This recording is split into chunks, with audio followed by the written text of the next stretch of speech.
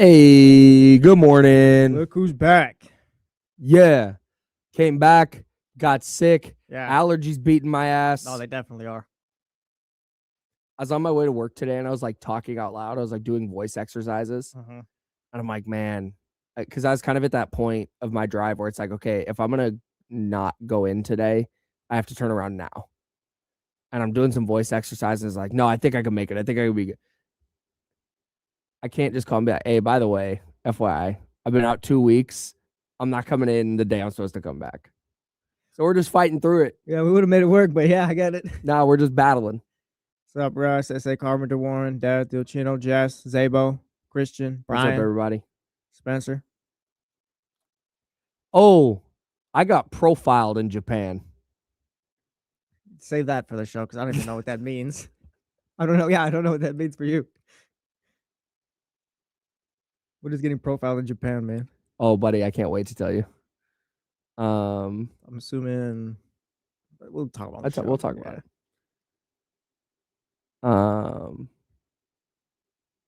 Let me make sure we're good on time here. Okay. Courtside Kenny was out there yesterday if you were watching the game. That's crazy.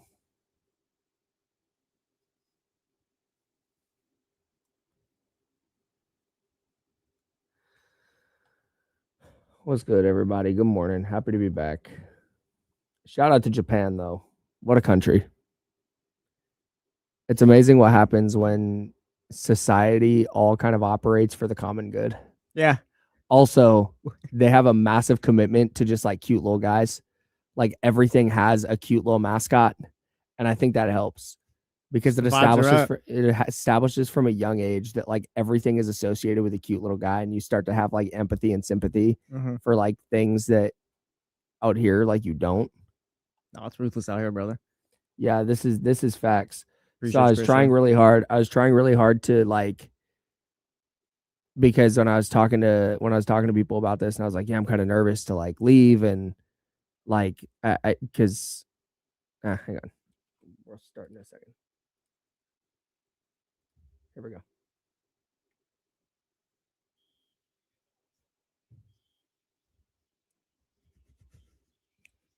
Welcome back.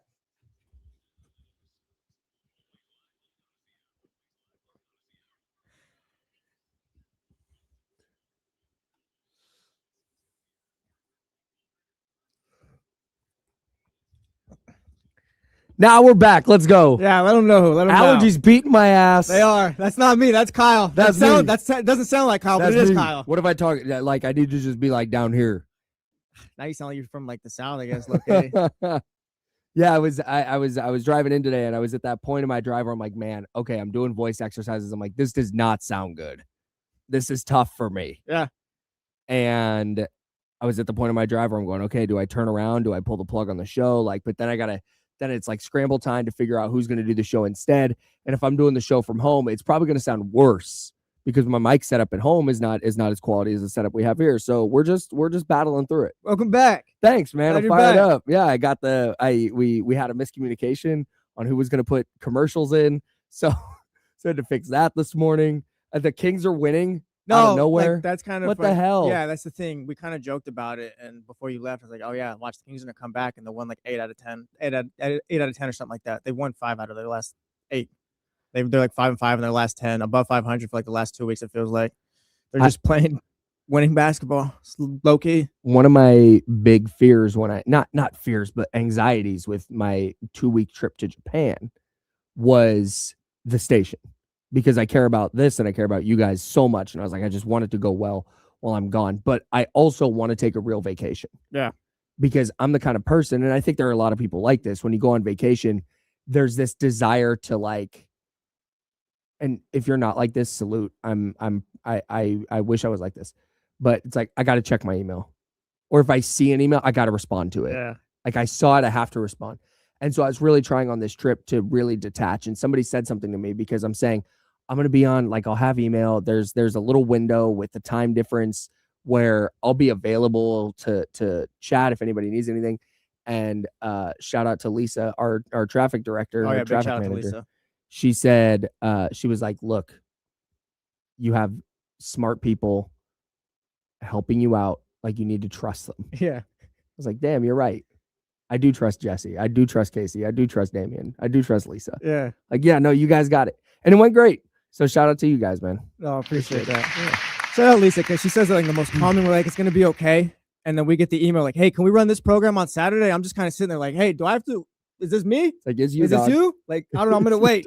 And then the email gets like, we'll wait for Jesse. It's like, all right, yeah, we're good. No, don't worry about it.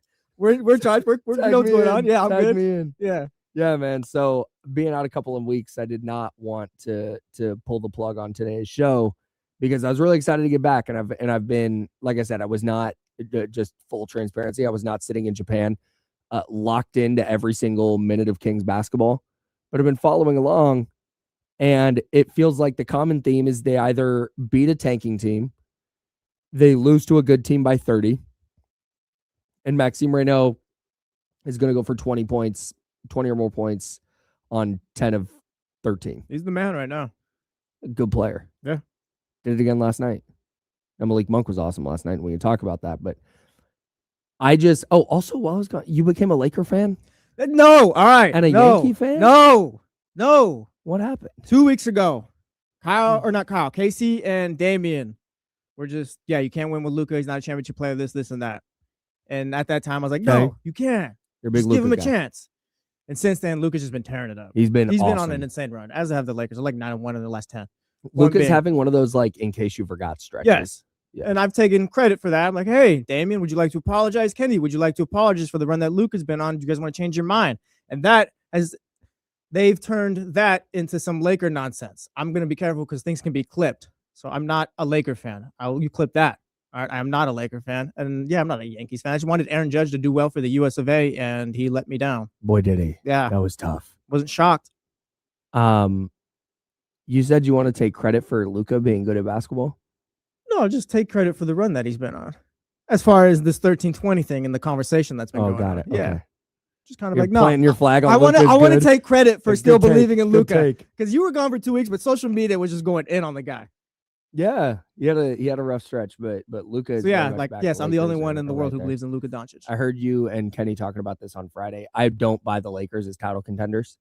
They're close. I don't know about close, but they're playing good basketball. They are playing really good basketball right now. But they're a really good example of the direction I think the NBA is heading. Where, God, I sound like I smoke 6 packs a day. They're a really good example of the way I think the NBA is heading, where our minds look and you go, man, you have Luka, who's playing at an MVP level, like without question. Yeah.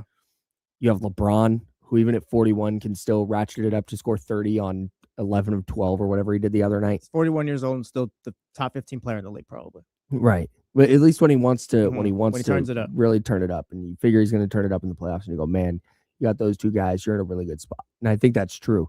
But I also think we're learning over the last certainly couple of years, like Jason Tatum and Jaylen Brown on that Celtics title team were the two best players, and they're really, really good. But what made the Celtics so dangerous was how deep they were. And how the fact that it was Jaylen Brown, Jason Tatum, and then it's like there's all this other stuff. And it's like, yeah, you can take those guys away, but Peyton Pritchard's is going to bust your ass. Al Horford's in there. Like there were all these guys. Drew Holiday, right? They were going to, you saw that with OKC. Okay, yeah, it's Shai Gilgeous-Alexander and Chet and Jalen Williams, but man, they have so much depth on their bench. They can come at you in waves. And that's where I think the Lakers fall short. And when you see them trying to match up in a series with San Antonio or with Oklahoma City or with Denver, it's like I don't know. I'm not quite there yet. I haven't, because me and Casey is not, I don't want to say adamant or whatever, but he's just like, they're not title contenders, and for the same reason I believe too. Like, I don't think they can beat the Spurs or Thunder right now. Like, I'd be pretty shocked if they were to get 4 games out of either team. Yeah, me too. So at that point, it's like, the Spurs and Thunder are probably the only 2 title contenders in the West, but the Lakers are playing good basketball right now. Yeah. Anyways, the Kings also playing good basketball right now. They beat Brooklyn 126-122, up to 19-53. Yeah, man, they won 5. How many times? About 6 times since you left. 4th in the lottery odds. So the Kings since I left. What day did I leave? Do you have my calendar in front of you? I do not. Let's see. You left March 6th. March 6th. You left March 6th. Thursday, March 5th was my last show, and they played New Orleans and lost. And since then, they are 5-3. Nice, good job, man. That's not bad.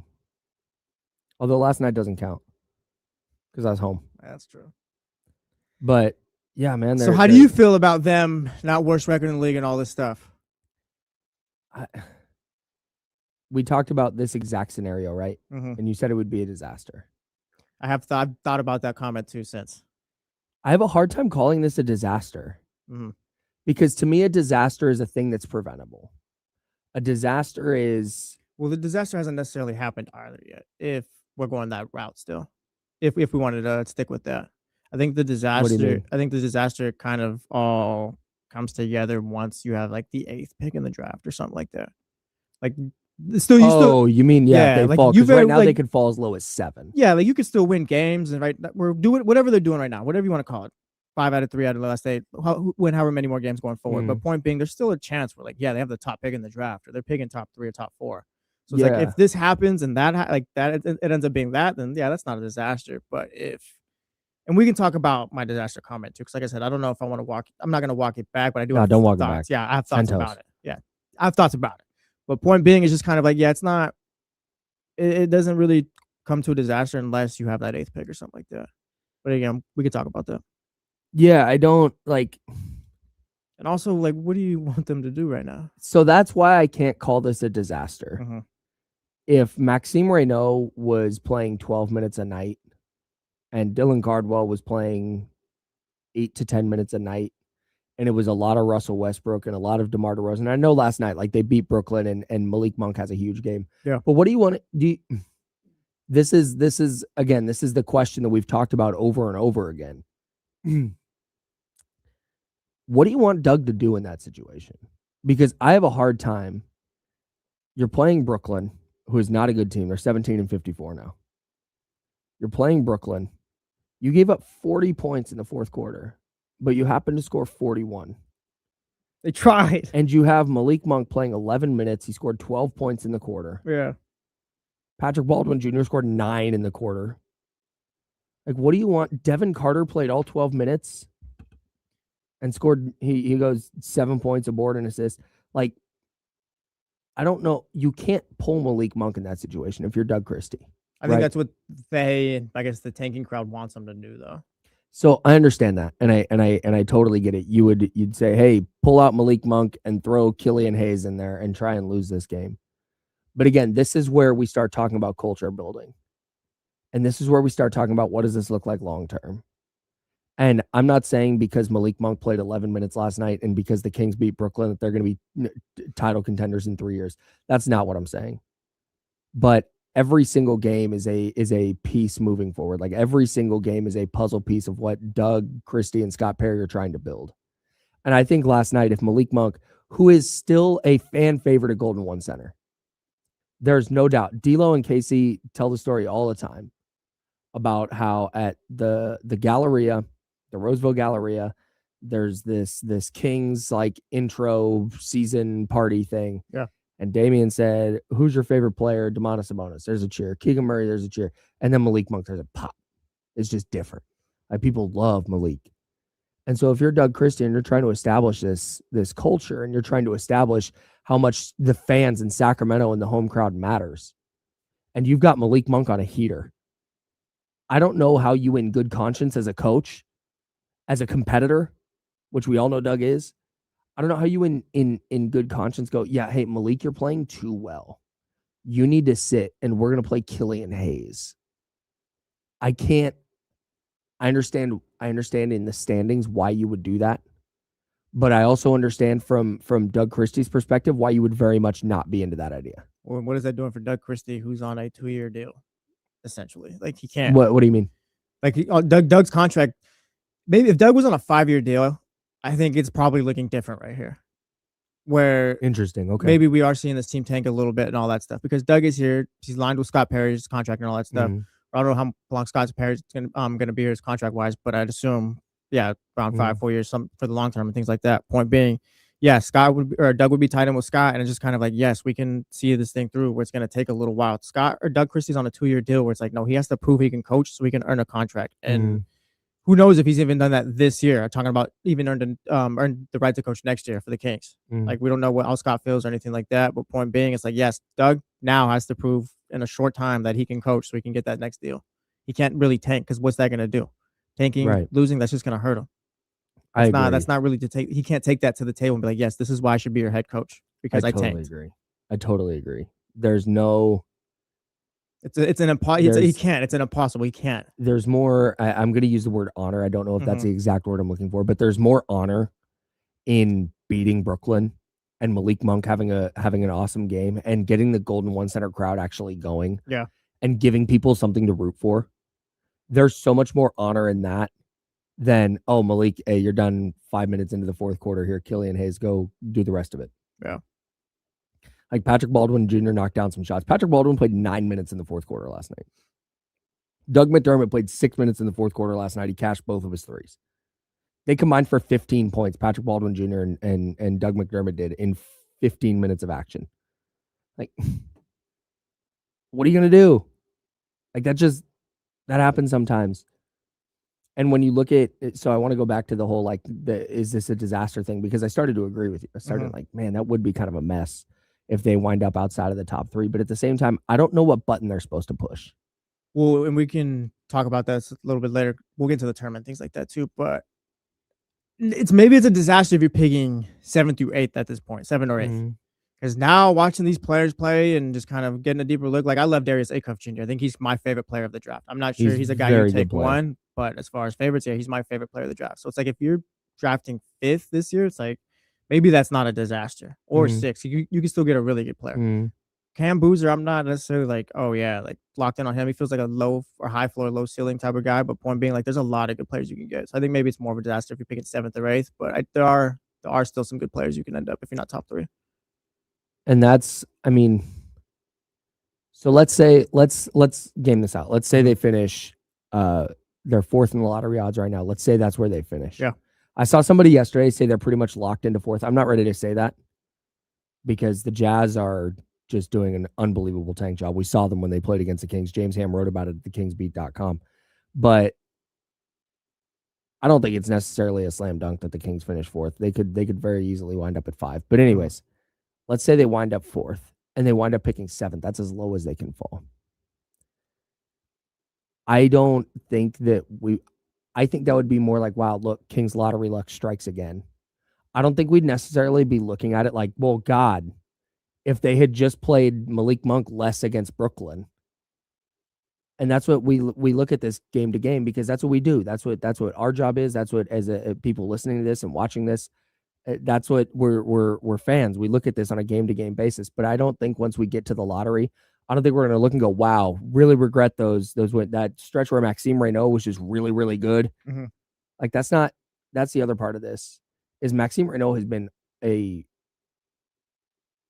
what's the not revelation, but like a silver lining to the season. We said, what do we want to see down the stretch? Do we feel like we know what Maxime Reynaud is? It's like, yep, I'm not going to learn that much more. And that's what I thought. And then he started playing as well as he's played. And it's like, man, Max is a really good player. And you love to see this development from him. And again, I know it's against all these tanking teams and but you got to start somewhere.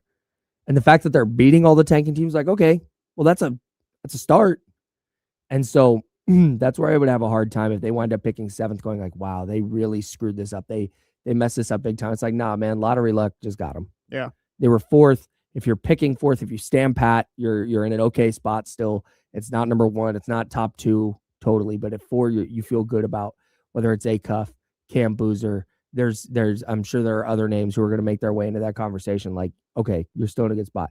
But if they get got by lottery luck and they finish 4th and they wind up picking 7, all right, man. I'm not going to call that a disaster because, again, I don't. How do we feel about this? This was the worst team in the league at one point. And now, since these other teams have just gone full tank mode, they've been overtaken from it. Like, is adding, I guess we could stick with the disaster. Like, I guess if it's 7th or 8th, I think it's still a disaster. And maybe I'm just jumping out there, but adding a 7th pick to this team and it not being Acuff or Boozer because all those guys are gone and now, like, you're just getting after that, it'd be tough. So again, and this is nitpicking in semantics, but when you say disaster, that again to me is like, wow, this is preventable. Yeah. And I don't look at like Utah is starting like this dramatic. Yeah. But they're starting like a two-way guard at center kind of thing, right? It's ridiculous what they're doing. Yeah. And I don't think that's helpful.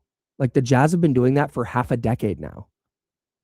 And what the Kings are doing, at least like, man, Maxime Reynaud played 12 minutes in the fourth quarter last night. DeMar DeRozan only played half the quarter. Precious Achiuwa had another really nice game last night. Played 3 minutes in the fourth quarter. I don't love that Nate Clifford only played a minute. But again, Devin Carter, all 12 minutes. Patrick Baldwin, 9. Doug McDermott, 6. Malik Monk played 11 minutes because Malik Monk was playing really well. Yeah. And Doug Christie's job is to win games. When you can go semantics and like, well, right now it's about the future. Like, no, his job as the coach of the team is to win as many games as possible. And when you have a player like Malik Monk, who's on the heater that Malik Monk was on last night, knocking down threes, getting into the paint, getting to the free throw line, Brooklyn couldn't guard him, and he's going to carry your team in the fourth quarter, a 41-point fourth quarter. I have a hard time going like, wow, that's on the Kings and that's on Doug Christie. They messed up last night by not pulling Malik Monk out of the game. Like they did. They tried to tank, and they just won a game against a team that has more buttons to push with tanking. I know it's good for Doug and those guys now, but Jalen in the chat house, 916-909-1320, 916-909-1320, Mojo's local topic studio text line. Jalen chat house says meaningless wins in March do nothing long term for any franchise. If we could just stick it to the Kings, like, is that kind of the other side of it? They just hurting themselves more long term, I guess. Okay, here's for Doug and crew helps now, but again, I understand. Like I don't even disagree. Mm-hmm. My question is, what would you have liked to see them do last night? I guess it is kind of work against that little bit of culture that they are building. It's like not what I want to see. I think it's just what Jalen and the others want to see. It's like, yeah, you pull Malik Monk. Yeah, Killian Hayes, you finish out this quarter, or whoever insert guard that's like not really going off as much as Malik Monk is. And you kind of play the tanking route where instead of, yeah, we're 5-3 in our last 8. I'm sure Doug would say that they're starting to build some things, starting to find some buy-in and all that stuff. Like things are clicking at this point. But like the other side of it, like, yeah, you just kind of go against that and protect your lottery status, I guess, where maybe you are able to land the worst record. I mean, now at this point, it's not going to happen. But if you were tanking, you are able to land the worst record, and the worst you do is 5th rather than 8th. And again, this is all kind of skies falling type stuff because the lottery hasn't happened yet. So this all could be beneficial in a way. So that's the other part of this. I kind of wonder, and again, this is not, I want to disclaimer. I know this is not logical. I know this does not make a lot of sense from like a reality standpoint. I fully understand that. But we watched last year. We watched the Mavericks, who had every right to just pull the plug on their season and tank. Yeah. Because there was the Luka trade, but then remember how banged up they were. They had games where they were suiting up like 6 guys, and they were super banged up. And then Kyrie gets hurt, and it's just they wind up making the play-in tournament, and they won a play-in game, and then they wind up getting the first overall pick.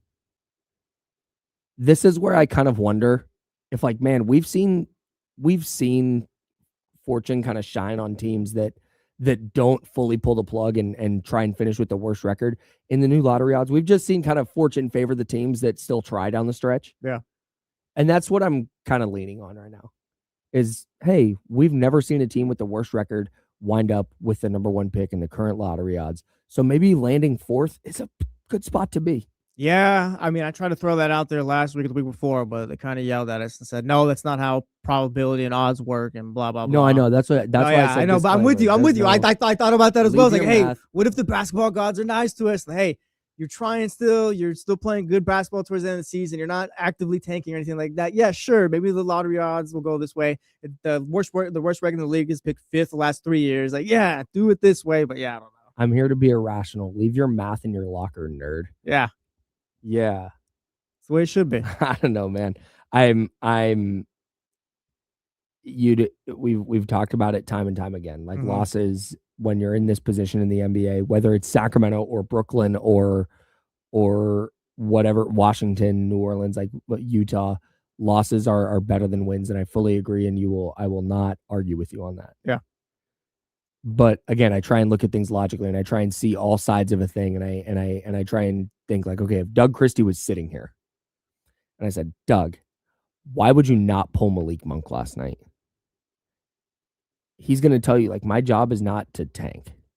And frankly, again, they tried it. Patrick Baldwin Jr. played 9 minutes in the fourth quarter of a close game. They tried. Mm-hmm. Patrick Baldwin Jr. knocked down some shots last night. And guys are banged up right now too. Doug McDermott played 6 minutes in the fourth quarter last night. Yeah. Knocked down some shots. Like,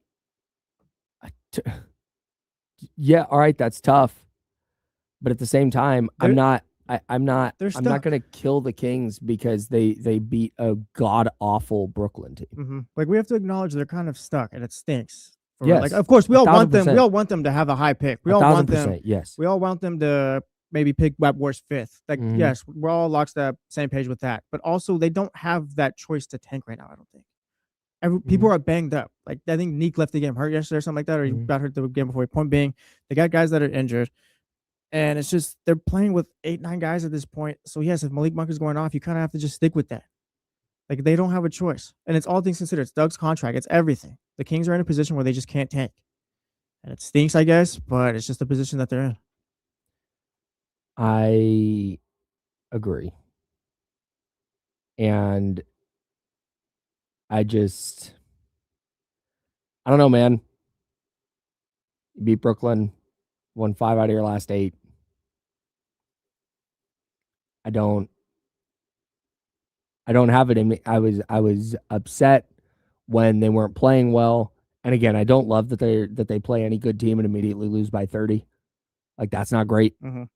But you played well against the Clippers. The Clippers were scorching hot. And you played well against them. I was like, oh, that's kind of nice. That's kind of fun. And then you're beating other teams that are tanking. Like, if I'm going to sit here and when they don't play well against a bad team, like we have a couple of times this year, and been like, wow, this team stinks. This is a disaster, blah, blah, blah.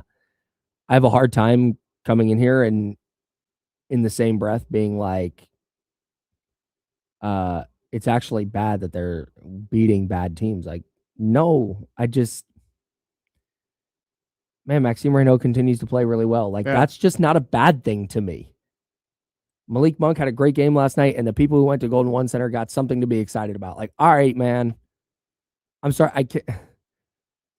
I just can't get to the point where I'm like, oh God, the Kings just, they won a game they shouldn't have won. Like, yeah, man, for sure. But also, this season has not been great. And I don't have the energy to start dragging everybody because they did what it took to win a game. And they tried to lose. I shouldn't say that. Let me back that up. They did things like play Patrick Baldwin Jr. and Doug McDermott in the fourth quarter, and you know what? They pulled out a win. Yeah. If Patrick Baldwin Jr. goes 0 for 2 from 3 instead of, I think you went 2 for 2, they lose. Scott Perry at the end of the day just has to make the right pick. Like, that's honestly what it just comes down to. Yeah. By the way, something that happened while I was gone, I landed on who I think the Kings should take if they get the first pick. I'm planting my flag. Okay. I think you were there too before, but now that we're for him. Yeah, no, I was definitely still like on the fence, but picking a name for the sake of radio, I've planted my flag. Yeah. I'm fully on board with who I think the Kings should take if they do get the number 1 pick. I want to talk about my Japan trip. I want to talk about. I haven't got into it yet. I know. We've had King stuff to talk about. So I do want to talk a little bit about Japan. We got to talk about toilets and squid. Nice. Yeah, separate things. Very separate things. We got to talk about those two things. The NCAA tournament is going on. And Jesse asked a great question about what this season means for Scott Perry and Doug Christie, and we'll continue that as we talk Kings. That's some 49er stuff to get to. Kevin Durant passed MJ on the all-time scoring list. Jam-packed show on a Monday, March 23rd edition of The Jump. That's Jesse Tapia. I'm Kyle Madsen. This is ESPN 1320 Sacramento Sports. Later.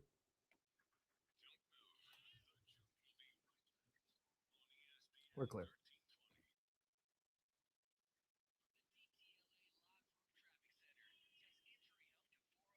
What's going on, Chad? Hit the thumbs up if you got here after 7 o'clock.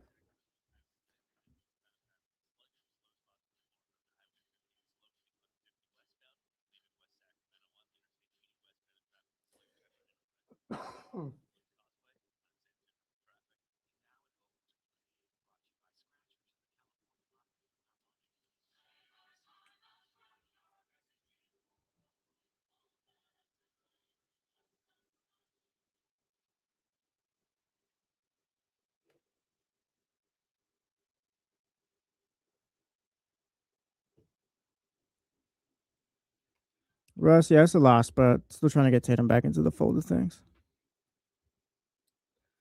Celtics going to the finals. That's what I've heard. That's what I've said as well. I got on the board too. The Spurs are going to the finals. They were just cool. There's not a lot of just like the one basketball hoop I saw was like by the beach, and it was like a clay court. It was like a red clay, like Roland Garros style court. And then the other one was in this small residential neighborhood in Kyoto. And we were walking through because we were going from a temple to this other place, and we're walking down the street. And I look over, and there's just this basketball hoop, this like old school looking basketball hoop attached to like a drainage pipe on the side of somebody's house in a gravel driveway. And it's like, man, I bet shooting jumpers on that is just so relaxing. It's peaceful. Yeah, I took Arkansas to make a deep run because of Haycuff.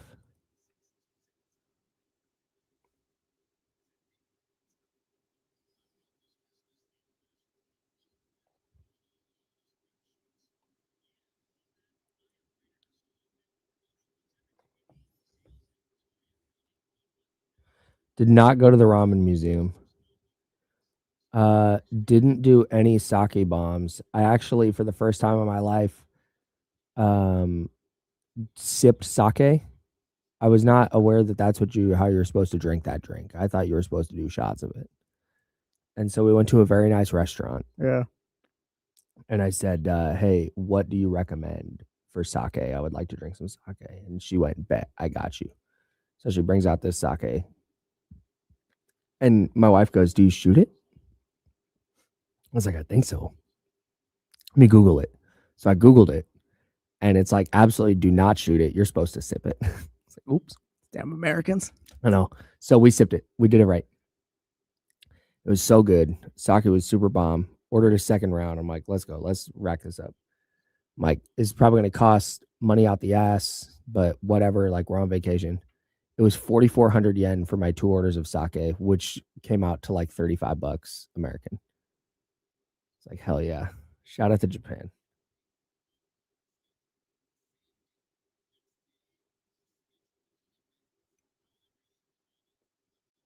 You can also get a beer and food at a basketball game. I think it was like 900 yen. And how much is that here, Kyle? 750. Yeah. Beer and chicken. What a dream. Man. That'll cost you $30 here. Minimum. Yeah, minimum. Because the beer's going to be at least like $15-17. She did not say bet. That would have been wild. Cold sake. Better for sure. But we also didn't do like a sushi dinner. Sushi was involved in some of our meals, but we didn't like go to a sushi restaurant. Here we go.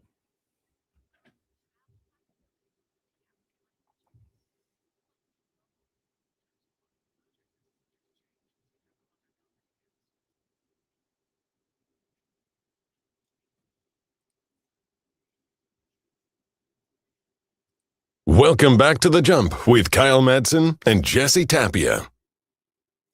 I'm Kyle. He's Jesse. I'm back from Japan. You are. Voice is not back, though. My voice not back. I landed, got sick, and then allergies started with my allergies 18-0 run out the gate. Yeah. I'm a quick timeout. No, you walked in and it was like, oh yeah, allergies kicking my ass. I don't sound great. And it wasn't even like, oh no, you sound fine. I was like, no, they got you right now, pal. Yeah, you don't sound great at all. Didn't right. try and I respect that. That's why you're my friend, because you didn't try to be like, no, you sound fine. It's like, no, I sound like no, you sound horrible right that's now. okay. Yeah. No, we're working through it. That's Jesse Tapia. I'm Kyle Madsen. Two quick things about I have landed on who I think the Kings should pick if they get the number 1 overall selection, or if this player just falls to them in the draft. But if they get the number 1 pick, I have planted my flag on who I think they should take. Two quick things from Japan, though. 1, the toilet experience in Japan It's the second time he's brought up bathrooms on the show. Undersold by Top all the tier or reels what? and bro. First of all, there's two seats. There's the lid and there's the seat, Mhm. right? Some of the bathrooms, when you walk in, the lid lifts automatically. And then if you need to put the seat up, there's a button and the seat goes up for you. You don't have to touch it. Nice. It's unbelievable. Also, toilet seats, warm. They are heated toilet seats.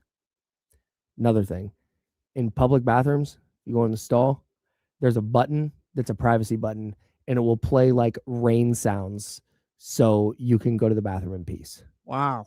Bro, they have figured out the toilet. Well, here in America, let me tell you, No. we have these plastic containers and Yeah. plastic toilet seats that you can go in Oh, yeah. at football games and things like that. And maybe at your local park if that's around there.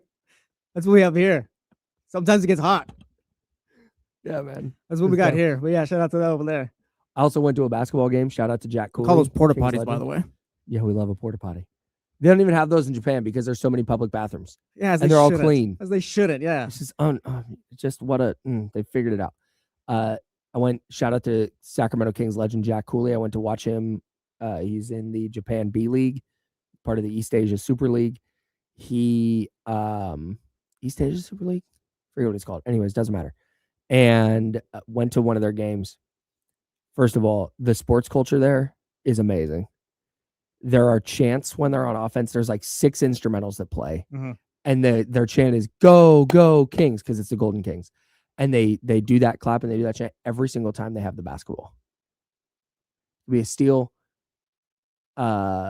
Instrumental drops, fans immediately into the chant.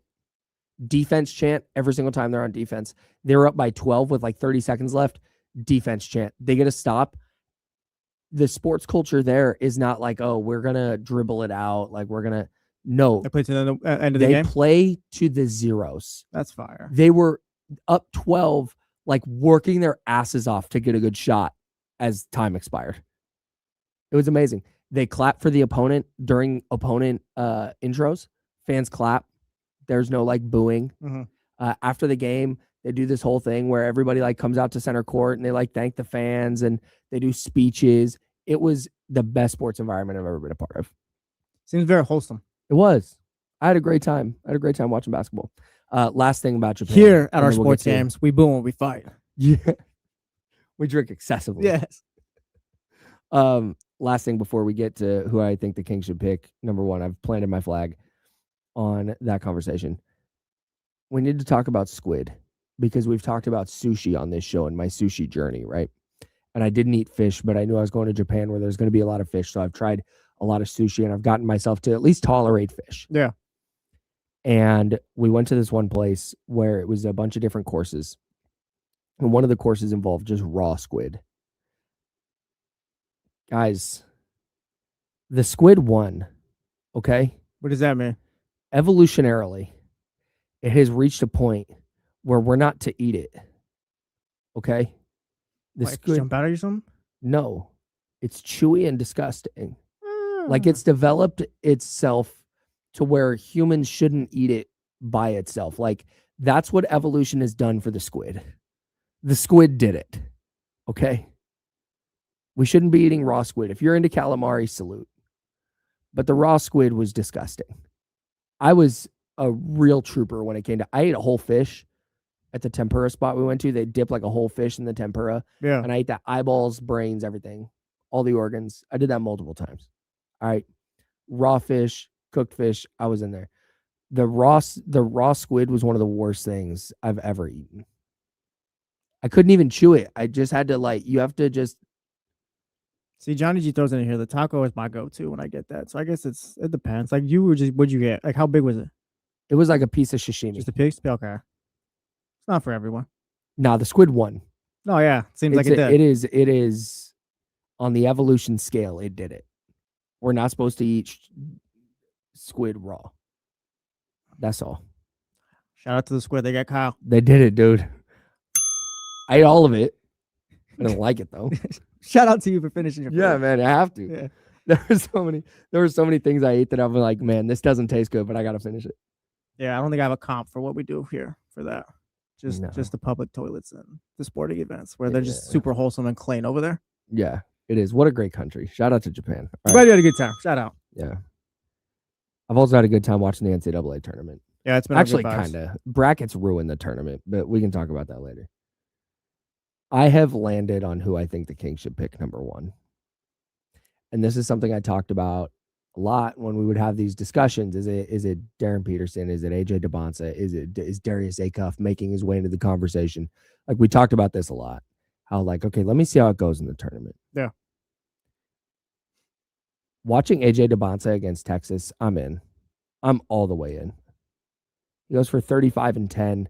He was doing it on the defensive end. He was dragging that team along. And I know that they were a 6 and they lost to an 11 and they lost in the first round. And okay, but he was 35 and 10. You know, 1 of 7 from 3. That's not great.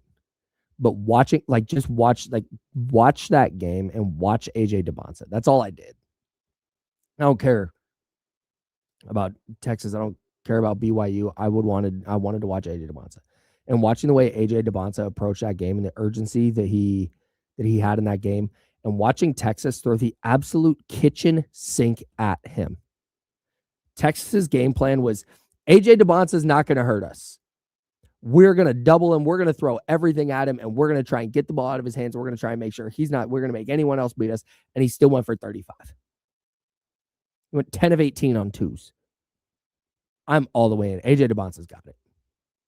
Yeah, for me, we're at a point where I don't think I'd have an issue with whoever they took with the top pick. It could be AJ or Darren Peterson. Don't do that. Don't do that. Don't do that. All right. I'm trying to be rational and be. I'm sticking my neck out here. I'm planting my flag. I'm just saying there's a lot of good players. Oh, yeah. Whatever they pick. Well, that's the thing. Like, I wouldn't have an issue personally. They took AJ Dybansta. AJ Dybansta feels like the guy that kind of exemplifies everything that the Kings are trying to build right now. I agree. I wouldn't be shocked, but if it came down to Darren Peterson or AJ and they took Darren Peterson, it'd be like, oh no, they just fully believe on who he could be offensively, like believe all the elite stuff they say about his offensive game and all that stuff. Mm-hmm. But if you look at the types of players they're trying to bring in, the pillars and just the type of player AJ is, I think he'd be the pick. One of my favorite things about Victor Wembanyama in his rookie year was that when he got asked about what he was doing on a like historical scale with his production.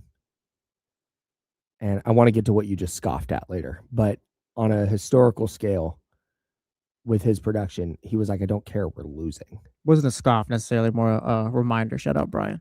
Okay. Put a pin in that. I will. Start. And he was like pissed off that they were losing, didn't care about his stats. I'm sure he cares a little bit about that, but publicly he's like, no, man, none of this, like rookie of the year, whatever. I want to win. Mm-hmm. You saw in the France USA gold medal game, he's sobbing after the game. He's pissed that they lost. That's how I feel like AJ Dybansta would be if he came to the Kings and he's putting up 20 a night and they're 15 and 50. He seems like the kind of guy that would be like, I don't care. No, yeah. I think we're losing, and that's all that matters. Yeah. I'm with you on that. And if they were picking number 1, I think he would be the guy. But point blank, what I was talking about earlier, it's like, yeah, I like Darren Peterson. I like Darius Acuff. And I wonder if Darius Acuff might he's be kind of the dude. guy. And like I don't think you take him 1. You don't. I don't think you do. Unless you want to take a chance. You go AJ. You go AJ 1. Okay. You go AJ 1. My man, come on. But if you're picking 3rd or 4th and Darius Acuff Jr. is there, like you take Acuff. I like him better than Boozer. I'll say that. Here's where I think it was. And I know he doesn't play defense, but I'll take that chance. Was it Kenny on Friday that said GMs and scouts and stuff just enjoy the tournament? They're not actually doing scouting. I wouldn't say. I don't. If he said exactly that, like, but more so like, yeah, like they've probably done a lot of their scouting already and things like that. You're not really changing your mind on a player or anything like that. If Darius Acuff carries Arkansas to a title, he's kind of the exception. I feel. I agree. But Darren Peterson's out, AJ Dybansta's out. If Darius Acuff does that, if Arkansas goes and wins the title as a 4 seed, and he's just the guy the whole way, which I think you would have to be if they're going to go win a title, I think that could change the minds. Yeah. Coach Calipari guards usually turn out really well in the NBA too. Very fun to watch. Yeah. He is. Coach Cal was at the game yesterday, the Kings game. Wow. First Will Levis and now this. Celebrity row. Kentucky royalty in the building. So you landed on Dybansta. Yeah, sure. I'll go Dybansta. What did you scoff at earlier from the YouTube chat at didn't scoff. YouTube.com/ESPN 1320? But there is a take on the whiteboard. Darren Peterson, Sacramento King. Yeah, no, for sure. Shout out Brian Kivett in the chat, guys. Yeah, that was this is where I reserve the right to change my mind on that kind of stuff, because that was more like a manifesting the number one pick. And at that point in time when that was made, it was Darren Peterson and then everybody else. Yeah. But in watching and in reading and in talking to, guests that we've had who cover Darren Peterson, who cover AJ Dybansta, the guy who covers Darren Peterson on a day-to-day basis is like, yeah, I'd take Dybansta 1. That was Trey Slaughter from KC Star. Dropped the story about Darren Peterson the other day, last week I believe it was. But yeah, even still, like he was like, yeah, I'd probably still take AJ Dybansta. Yeah, so that I reserve the right to change my mind on that. That was trying to manifest the number one pick. Still the wrong take on the board, I guess. I mean, yeah. You guys are disrespecting the board. No, it's fine. I'm leaving it up there. I'm not going and erasing it. I just don't think. In fact, you know what? I think the Kings would take Darren Peterson. I think they should take AJ Dybansta. Fair enough. Standing by my pick. There's a lot of good guys for the Kings to draft, though, right here. That's why, like, if you're picking fifth, if they land the fifth pick in the draft, or even sixth is tough. Seventh and eighth is still disaster territory, I think. But top six, I think you could still leave with a really good player. And we've seen what Maxime Reynaud has done this season. I think I'm more easing into it rather than everyone else just kind of buying into what he is. But point being, like, yeah, Scott Perry got a really good player in the second round last year. Nick's been decent this year for the first round pick. Dylan Cardwell where they got him, undrafted player, just kind of found him. It feels like, yeah, no, he's been a good player. So the draft, his drafts only 1 year, but so far so good. Yeah, I trust it a little bit for sure. Yeah. Drafts are so funny to me because if, like you said, Nick Clifford's been pretty good. But if they had picked Nick Clifford in the second round and Maxime Reynaud in the first round, we would feel, I think, differently. You'd be like, wow, Nick is a second rounder, man. You feel so good about that pick. If Max was a first rounder, Nick was a second rounder, Nick would be like, oh, wow, yeah, there's something there. Like you can build. It's not like Kobe Jones or anything like that. There's something like there. And then Max is like, oh, I think you can build around this guy. Yeah. But because it's vice versa, it's like, yeah, Nick's fine. And Max is like, oh, okay, we're still a little like. That's me. Because like last week, I think me and Kenny were catching heat on Friday, I think, for being more cautious with it and wanting to see next season and just more so him perform like that, where it's 30 points, 25 points, whatever it might be against a really good team. But like, I still think he's a really good player, and there's something to that. I've thought about him being the starting center next year. But yeah, it's just kind of this cautious approach. Is he? Not if Domantas Sabonis is on this team. Interesting. Yeah, if Domas is here, he's got to be the starting center. If Domas is here, he's the best player on the Kings. I think you got to throw that guy out there. Yeah, probably by a lot, huh? You have to. I mean, do you look at throwing Max at the 4? And this is the thing, too. We don't need to rush Max either. No. He doesn't need to be the starting 5 next season. There's no urgency. Yeah, there's no urgency. So he doesn't necessarily need to be in the starting lineup next season where I think you're studying his development or anything like that. Maybe by year 3 when Sabonis' contract falls off the books or whenever that might be. Or maybe if you're able to get a first-round pick for Domas, which is my thing. If you're able to get a first for Domas and not take back a bad contract like it was with Jakob Poeltl, then yeah, do that deal. Like I'm doing that instantly. But until then, or his contract falls off the books, then yeah, you can just develop Max off the bench and keep it moving that way. Well, I agree. You don't have to rush the Maxime Reynaud thing. I do think that you have to be cognizant of putting him in this spot where he has basically been thrust into minutes, right? Like the plan was not for him to play as much as he has, but injuries and certainly he's earned the right to play as much as he has, very specifically in this situation. I think there's at least a small risk of saying like, hey, great first season. This guy who may or may not be part of our future though is better, and so he's just going to play, and you're going to come off the bench. You can still get him like decent minutes off the bench and things like that, but like, yeah, you can only What would you do in that instance? I think that's what you have to do if you're the Kings. Yeah, I think so too. Yeah, unless you really feel like they can play next to each other and you can start them both. But again, I'm not. I don't. Yeah. If Max is a 5, then let's have him be a 5. And if he's got to come off the bench and play 20 to 25 minutes a night, then so be it. I agree.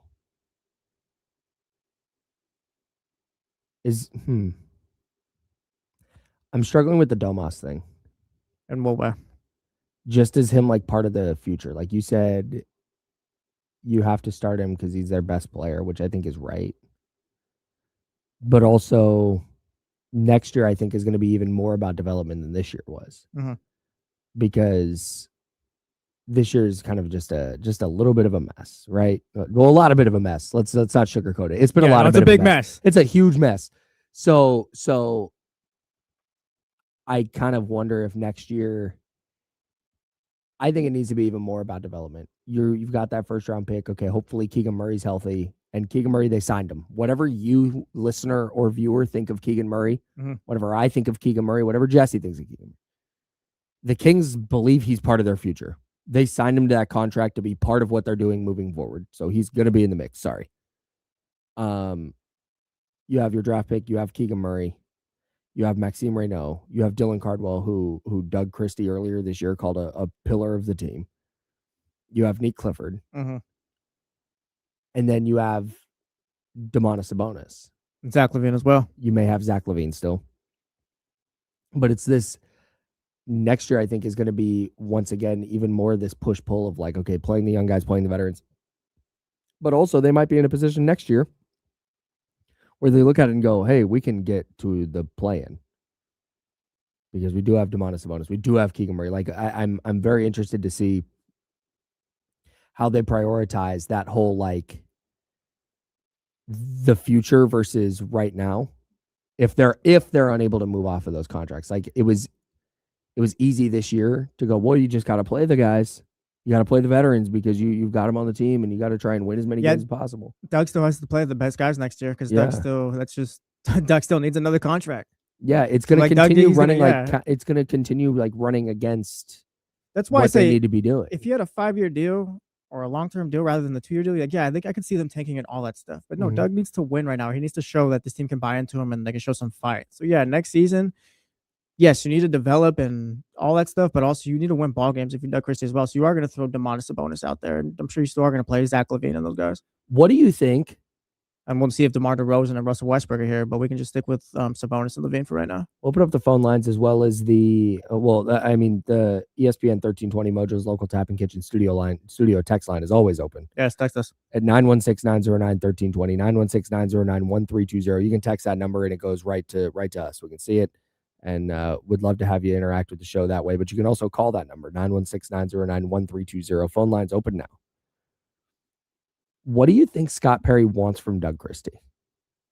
Because you said it's Doug's job to win games. He's on basically a 2-year contract. I'm not saying win games this year and next year. Play and get to the play-in or anything like that.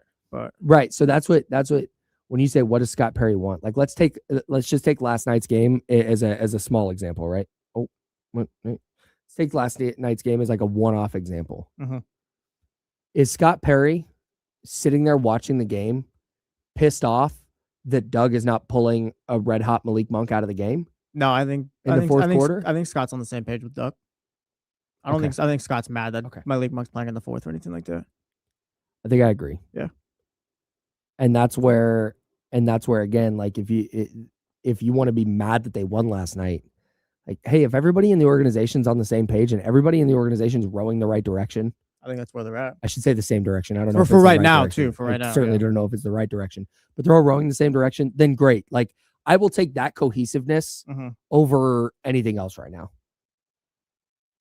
But on that same hand, it wouldn't shock me at all if we're in a very similar spot next year, because they may have just kind of the same conundrum where, man, it would really benefit them to lose some games, but also they got these guys they got to play, and they're going to wind up being in a spot again where if they're in the same spot next year too, I think you learn Doug's not the guy. Interesting. I can't go through 2 20-win seasons for Doug Christie and be like, yeah, 4-year contract. That doesn't make sense to me. For Doug Christie on that next deal, he probably has to get to at least 30, I'd assume.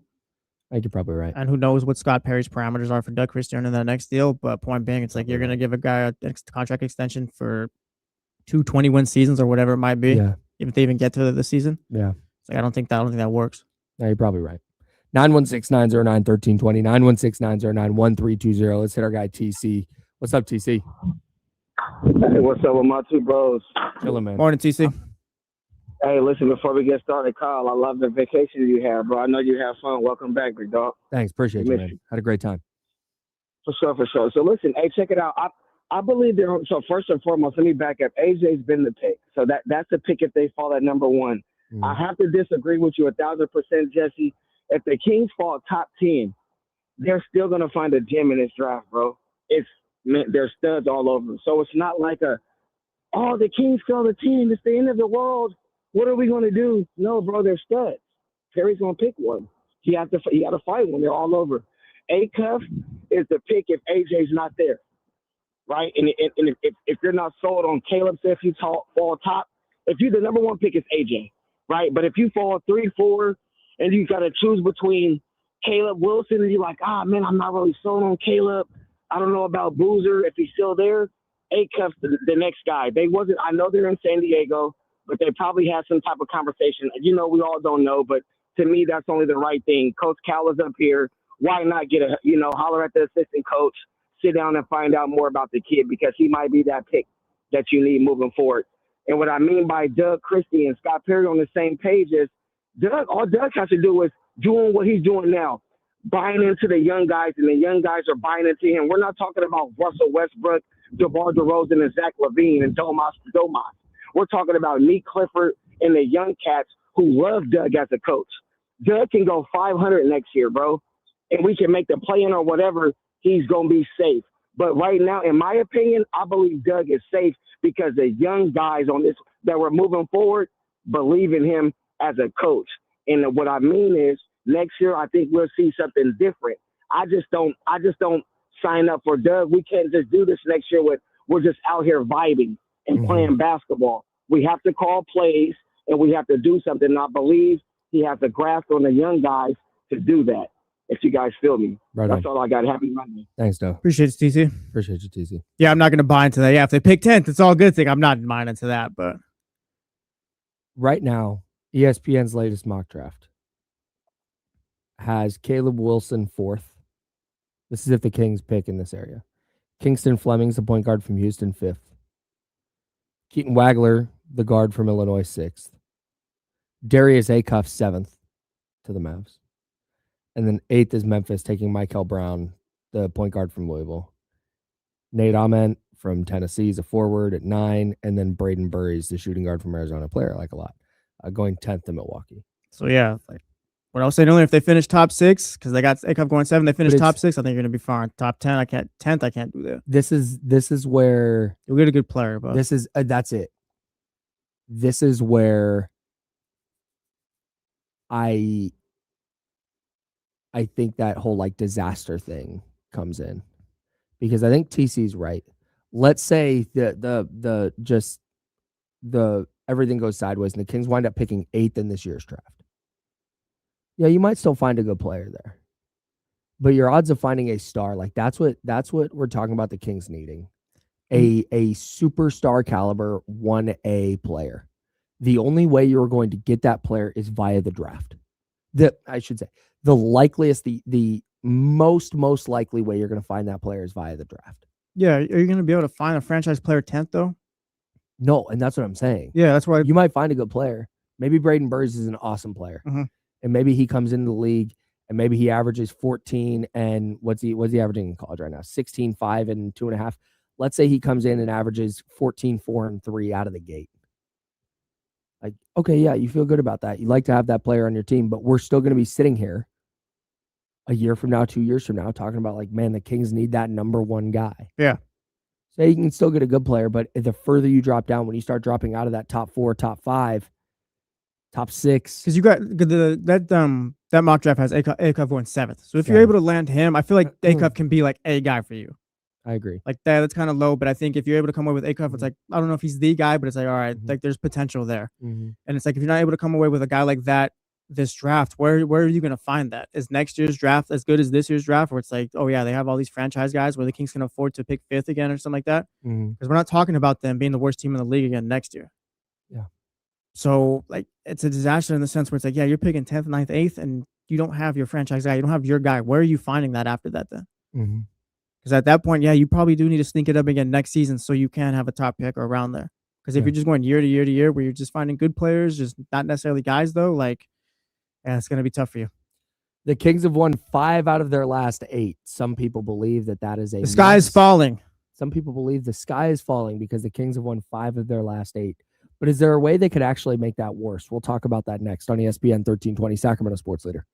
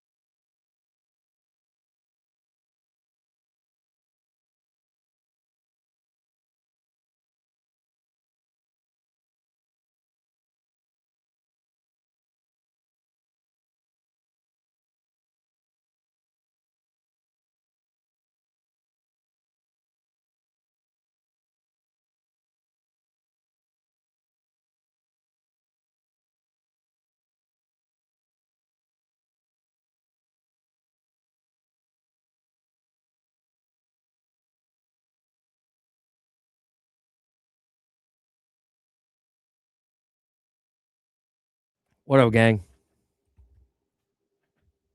Yes, sir. Good question.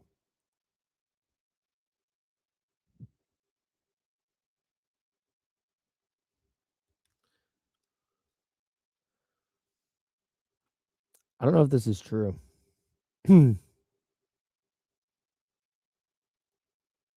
Patrick Baldwin Jr. played 9 minutes in the fourth quarter last night. Again, you can argue that Malik Monk shouldn't have played in the fourth, and that's fine. I totally agree with this.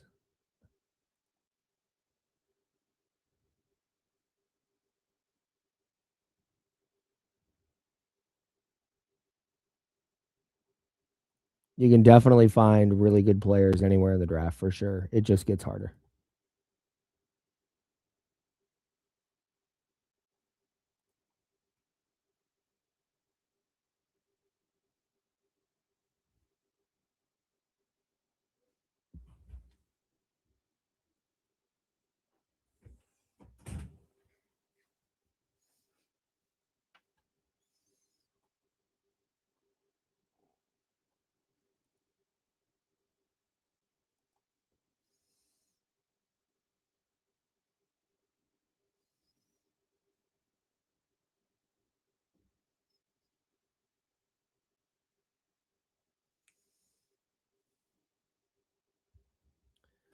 Boy, did I.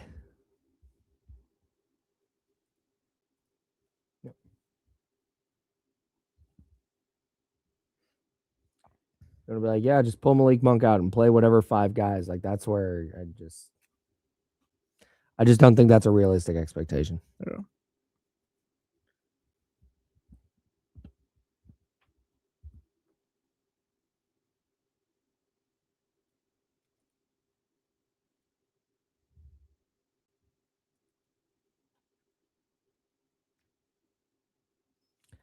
Some people did.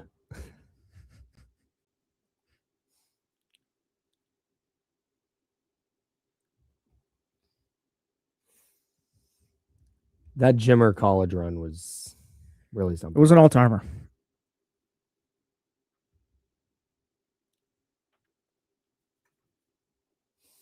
I think I don't want to name names, but somebody in Sacramento media was like adamant that they could guard Jimmer.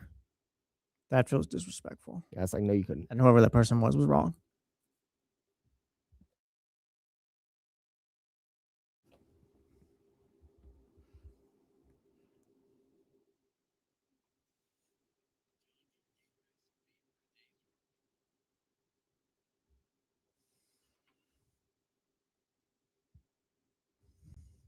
You were having the time in your life in Tokyo the last 2 weeks, but I gotta say, shout out Sacramento. I was outside on Friday and I had a good time that night.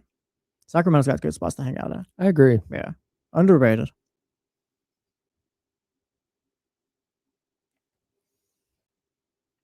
Nah, Casey acknowledges he can't play defense. I'm sure he'd say he can get a bucket on Jimmer, though.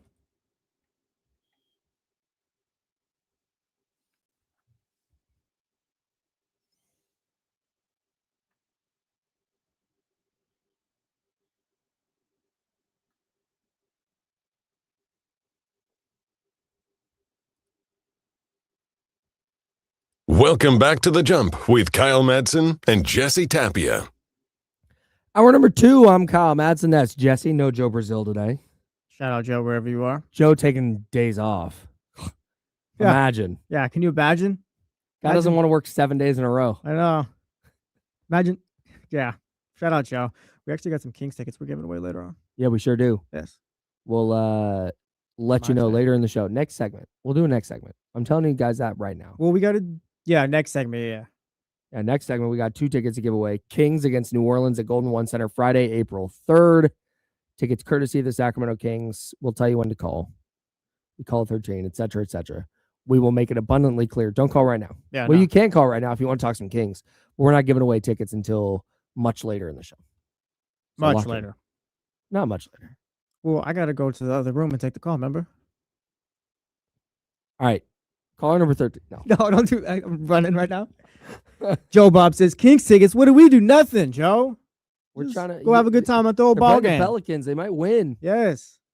Might go see a dub. Loki Trickster says he was at the game yesterday and hearing all the kids having so much fun watching the Kings win, put the tanking stuff in a new perspective. See. And like, we don't have to get into the tanking or whatever, but it's like, yeah, anyone who ever goes to the game is never going to want to see the team lose. That's it. Yeah. You'll have a good time, Joe, if you do win. I love Kings fans. I want the best for Kings fans. Yeah, I'm going April 10th. Not a Kings fan, but I'm going to the game. And that is why, like, watching last night and watching the crowd go off because Malik Monk is going off. Like, people still love Malik. Malik Monk is that in that perfect tier. So there's always on good teams, really on any team, but there's your De'Aaron Fox and your Domantas Sabonis, right? Unquestioned, those are the 2 guys. The favorite player for a lot of people is going to be the best guy in the next tier. And that was Malik.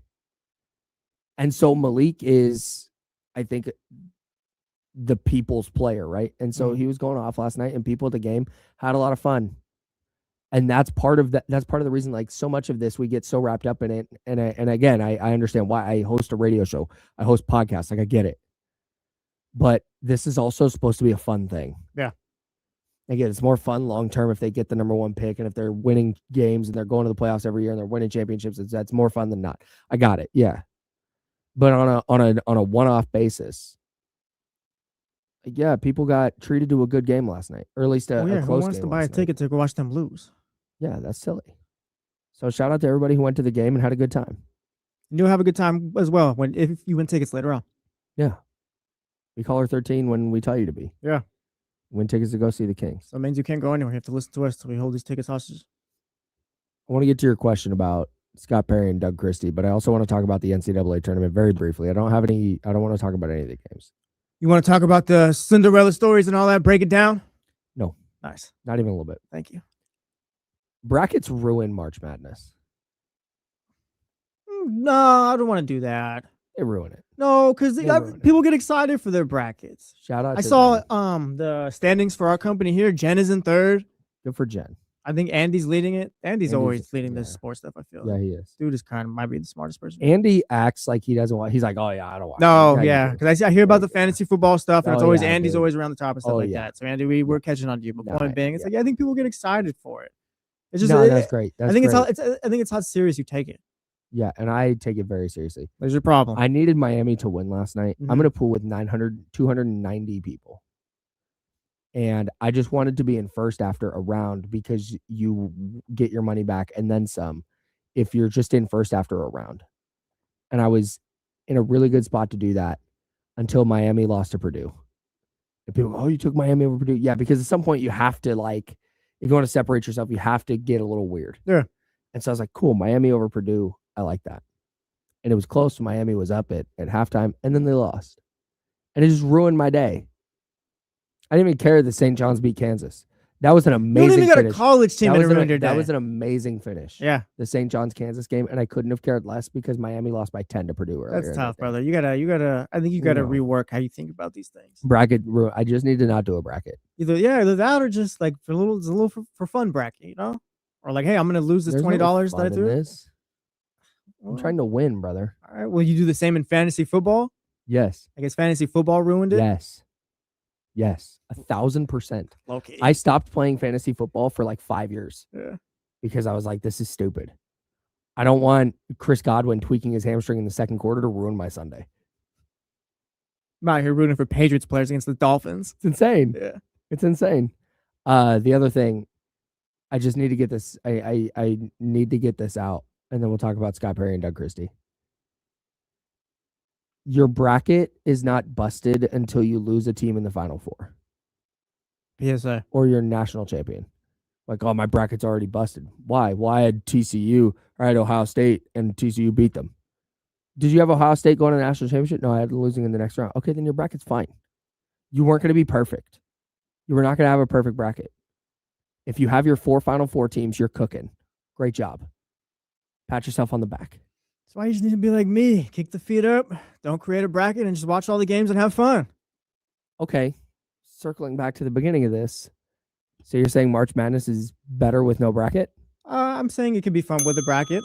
But point being, there's no stress. There's no stress over here. You got stress over there. Like, I don't know. Like I said Jen is third. Maybe she's just having fun with it. Jen's not tripping because so-and-so lost. She's having fun. That could be her thing. Yours is you're upset. Me? I just didn't create one. I'm just enjoying the games, having a good time. Ergo, ipso facto, brackets ruin March Madness. No, I could still create a bracket maybe next year and have some fun.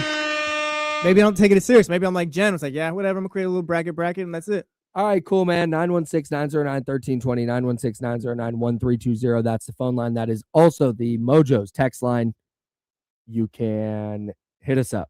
Shout out, Mojo's. Thanks to the 530. You were missed, Kyle, but I would have called out in your position. Thanks. I know I sound great. I was out for 2 weeks. Yeah. And I thought last night, I'm going, okay, you know what? I'll be fine in the morning, take some medicine, drink some tea. Like, I'll be good. Doing some voice exercises on the way in, and it was like, uh-oh. Some la la la la la or what? Yeah, I was doing, because I usually don't talk until I get here in the mornings. Mm-hmm. My wife's asleep, and I might say something to my cats. In fact, I do. I talk to my cats in the morning. But I don't, like, say anything substantial, really. And so I'm on the way here, and I'm trying to, I was literally doing the things from Anchorman. Like, the arsonist has oddly shaped feet.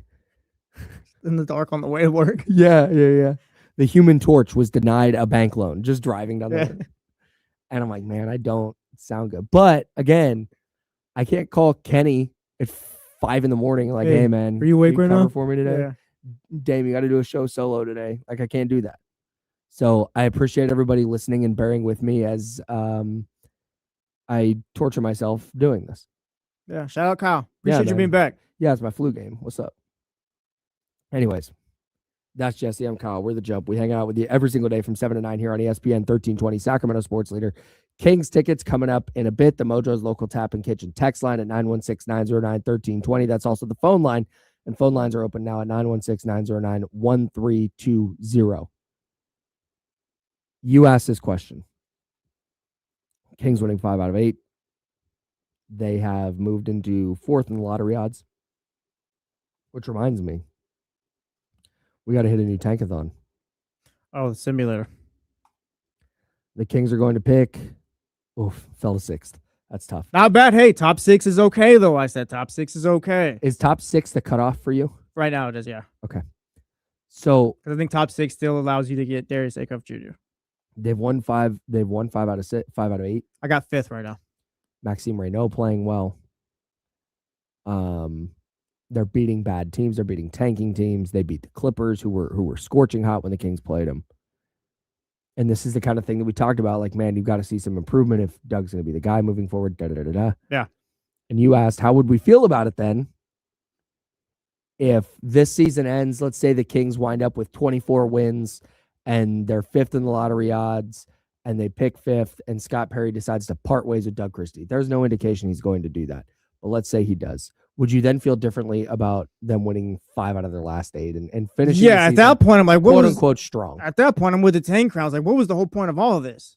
Sure. I don't see how that's beneficial to anyone here. I don't think Doug's doing anything this last bit of the season to hurt his job right now. I think at this point, I don't know if he's done enough, but I don't think we've seen enough for where you have to move on. I think next year's an evaluation stage as well. So I think you can bring Doug back. But point being, like, if you're winning these games now, because I feel like if you choose to move on from Doug, you've already made that decision.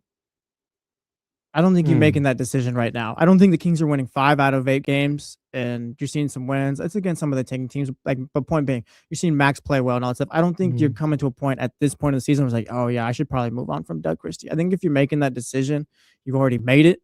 And then, that kind of puts all this, like, you're not building anything at that point if you do choose to move on from Doug. Like, there's no continuity because now you're going to have to bring in a new coach and all that and see how he feels about Max and all these things. Right. It's like, yeah, all of this is for nothing at that point. So, like, with Doug in the group, like, yeah, maybe you can, how much, who knows? But you can talk about what they're building and what it means and culture this and culture that and all that stuff. And we can discuss.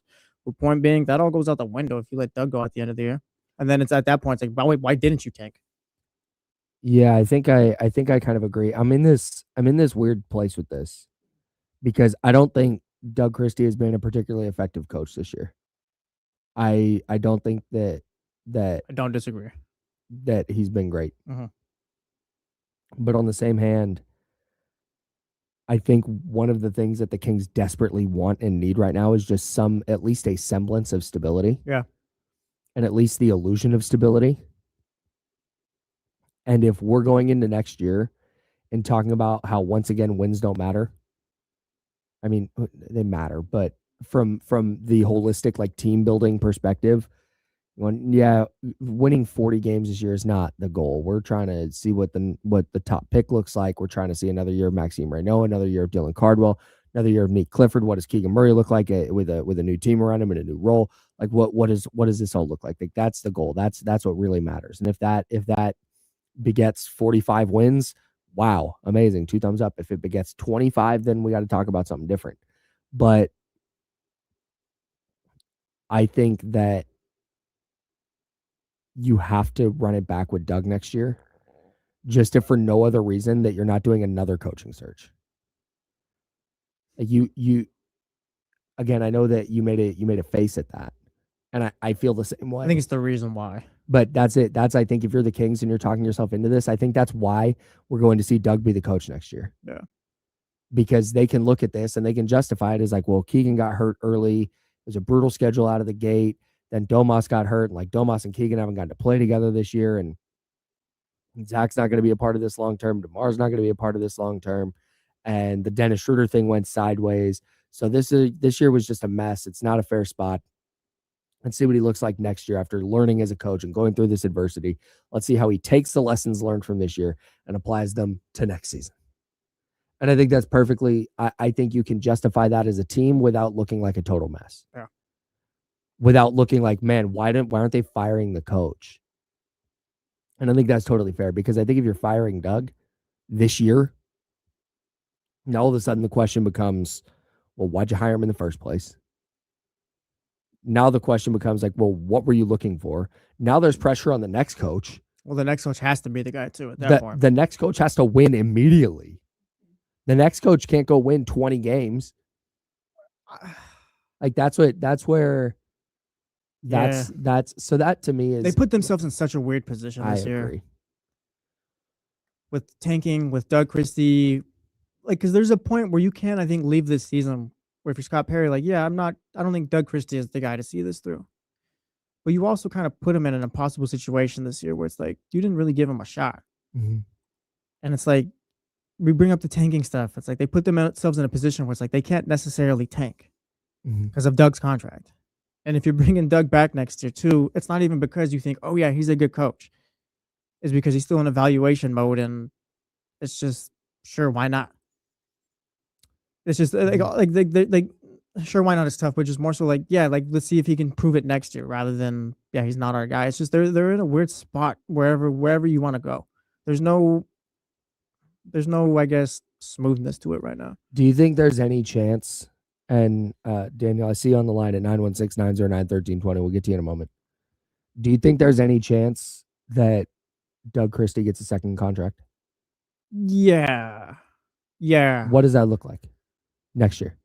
I think if they're able to land a top 6 pick, you're able to land like a guy, not some guy, good guy in the draft, but like a guy. The 1A. Yeah, 1A, and maybe they're winning 30 plus games next season. But again, like yeah, I'll just say that. Yeah, I think there is a scenario. I don't know how likely it is, but I think there is a scenario. If they pick in the top 5, because they have been injured all year. Let's do this. If they pick in the top 2, and that player's not good, whoever they wind up picking, Dybansta, Peterson, Acuff, Flemings, whoever, they're not good. They're just not an effective NBA player. Is Scott and Doug both gone? No, Doug is gone because you're going to bring in a new coach to try and get whatever they can out of the player you just drafted. You're not giving up on AJ or whoever year after year 1. Okay. Scott's got to try to do whatever he can to get whatever development NBA player out of whoever he drafts. So yeah, you move on from Doug because he can't get it out of him. All right. 916-909-1320, 916-909-1320 is the phone line. I got Daniel's out there. What's up, Daniel? Yeah, thanks for taking my call, guys. I feel like the Kings motto should be Sacramento Kings, building culture for 20 years. Because it just seems like we're always talking about these abstract things like building culture, veteran leadership, chemistry, all this stuff. And now we're talking about luck and basketball gods. And like at some point, you just need to get talented guys in the door and get them on the court for you. And like I feel like what I'm seeing this year, it shows instability. It shows an incompetent franchise because it's like you need competent, like you need competence from top to bottom to actually be able to tank. And it's like we have Doug Christie who's going to win no matter what on the cheapest contract in the league. And we were always going to play these horrible teams who are trying to tank. We were always going to have Christie as a coach. We were always going to have DeMar DeRozan on the floor, and we were always going to beat him. This is how it's going to play out no matter what. And if you had a more competent franchise, like you could tank, but it's like, man, I'm just tired of hearing of culture and veteran leadership and chemistry, and that's what we've been building this franchise on for 20 years, and it just hasn't worked. So I don't know. Just my thoughts. Thanks, guys. Thanks, Daniel. Appreciate you, Daniel. Man. I don't want to call it incompetent, but yeah, like the decisions that they've chosen that have kind of led them to here, like, yeah, they put them in a tough position where it's like, yeah, you probably want them to be like the Pacers and Nets, but again, they're not in that position. And but they are like the Pacers and Nets. Well, no, they've just won a couple more games. The Pacers and Wizards, like the Pacers and Wizards are on 16-game losing streaks right now. They're on a full tank to the top, the worst record in the league. Like you're not that. And Stephen Brown says it takes a competent franchise to choose a direction. I mean, I'd say they've chosen a direction. I just don't think people like it. That's it. They've chosen a direction. They're just, again, because of the place that they got put in with the moves that they made over the last couple of years, it's really difficult to go that direction. Scott Perry signing Doug Christie to a 2-year deal is the biggest head scratcher for me. I don't get why. I would love to know why your first head coach hire isn't even someone it seems you're fully bought into. Where he's on this 2-year deal where he's not making much money at all. I would love to know why that was your first head coach hire, why you went that route. Because it has put you in a position where, like, yeah, you can't be like the Wizards or the Pacers where they're just losing, so they can bring the guys Daniel's talking about into the building. Yes, it'd be perfect if they were able to finish fifth with the fifth worst draft odds, or with the fifth worst draft pick from 1 to 5. If that was their range, that'd be much better. But point being, it's just like, why have you put yourself in this position? I guess why did you go that way with that? Why didn't you bring in your own guy to be here for 5 years? And if you decided, Doug's going to be my first hire, why was he not given a 5-year deal either? Why weren't you all in on your first head coach hire? I guess my question there would be, well, I think, okay, here's what I think. It doesn't. I think make they sense expected to be more competitive.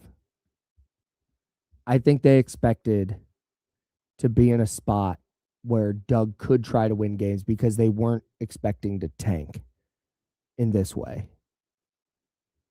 I don't think there was a mandate to make the play-in or playoffs. I don't think that's the case. And James Ham, our Kings Insider, has reported as much.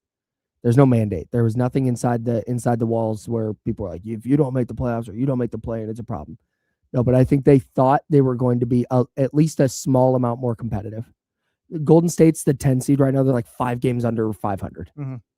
It wouldn't have been difficult to be in the mix for that, where you're not purposely losing games starting in January, right? Like that's where I thought they were going to be. That's where I think they thought they were going to be. And in that case, then yeah, let's see what Doug has got. Can you get this team over the hump? Can you do this? And so that's why I think you saw this 2-year deal, because they thought they were going to be a little bit more competitive in that window. And if he gets that team over the hump and they're better than anticipated, and you win a couple playing games, maybe you go to the playoffs, cool. Now you sign him to this long-term deal. Or if he doesn't, if you're worse, then okay, you pull the plug. But this year has gotten so sideways. Again, none of this has gone according to plan. None of this, they did not expect Keegan Murray to be hurt early in the year and then as banged up as he was. Domantas Sabonis hurt for a bunch of the year. I don't think that they expected Dennis Schroeder to be as ineffective as he was. This just has gotten so sideways in every conceivable way that I think the plan they had out of the gate is not the plan that they had now. And I do think, to your point, Yeah. had they gone into this year saying, we are trying to lose as much as humanly possible, I either think Doug gets a longer deal or I don't think he's a coach. Okay, I hear all that, but it's like, that's an explanation, but I don't think I agree with it. Or I guess if that's like their direction, what they were trying to do, then I'm kind of concerned about how it's going to go going forward. Because we left Beam Team where it's like, yeah, you need to move off of Domas, and you have a bad Zach LaVine contract here. And like, you need to move off of, you need to essentially blow it up in a way. You need to rebuild this thing. And if you were still trying to make it work and win some ball games with Doug Christie this year, like, injuries are one thing, but if kind of that's what the plan was, that's a bit concerning to me. Because I think, yeah, this team did need a rebuild and all that stuff, but I don't. It's still like, even with that way, if you're expecting Doug to win some games and all that, I don't understand the 2-year deal still. Like you don't buy into a guy on 2 years as your first head coach hire. That's not buying into me. I don't understand it. Like, if you're expecting Doug to win games, then you essentially think he's a good coach. So it would make more sense to buy in and give him a 4 or 5 year deal. I can't understand the 2-year deal. Why you would do that? Do you think that's impacted this season at all? Yes, that's why they're not tanking right now. That's why Doug Christie can't tank. That's why Doug Christie has to play. Okay, so that's where I can't follow. Because if Scott Perry wanted them to lose, then he would tell Doug, like, hey, don't worry about the wins thing. Like, you got next year. You got all next year. You get to we a point need to lose. But again, they tried to lose last night. Real quick, you get to a point. They tried to lose. Doug Christie is not trying to lose basketball games, I don't think. Patrick Baldwin Jr. played 9 minutes in the fourth quarter of a close game. And they won. Devin Carter played all 12 minutes. And Devin Carter's last game before he got hurt, like, he played well. Doug McDermott played 6 minutes. And they won. Yeah, but what okay. You're on the bench. You're the assistant coach in charge of tanking.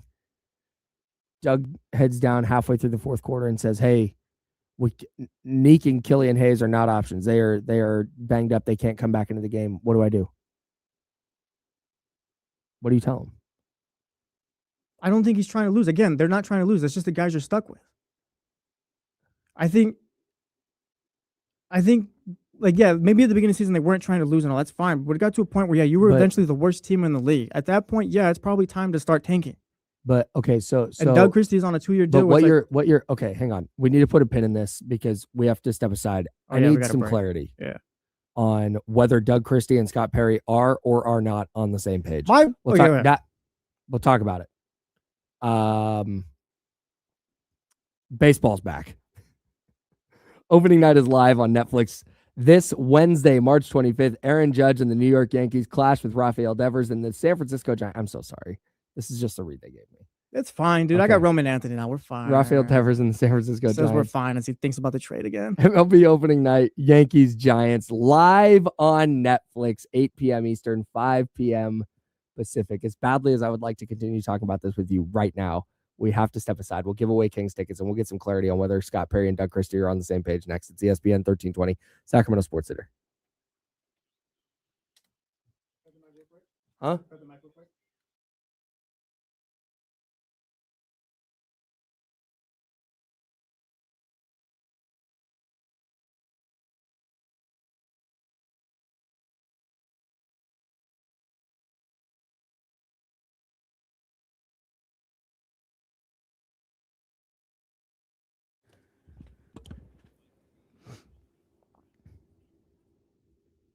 With the camera in hand, Soren.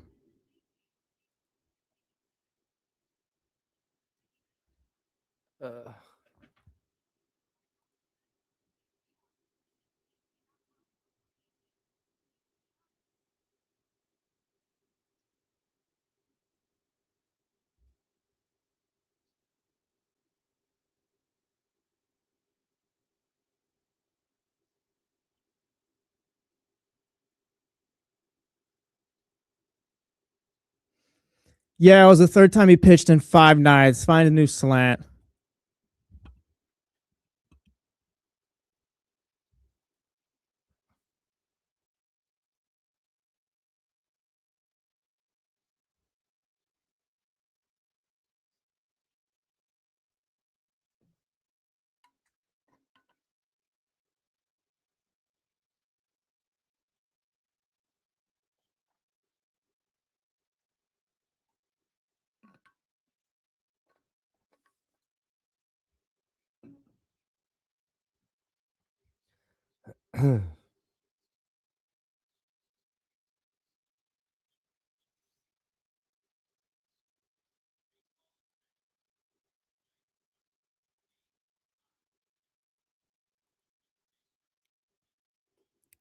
Yeah, John Pauls. Garrett Whitlock is not one of the best postseason pitchers of all time.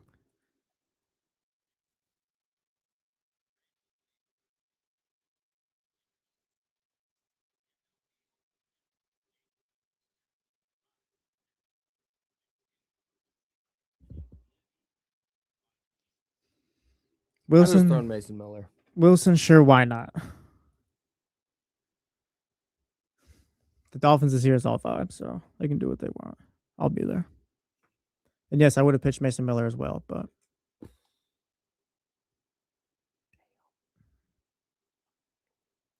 That's why you Barton walk. yeah, go ahead and leave that car in Dublin and take the BART.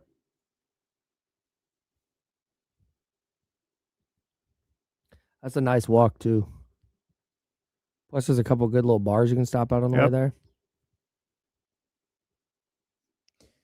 The Pirates are coming to Sacramento this year, and I'm just praying Paul Skeens is one of those games.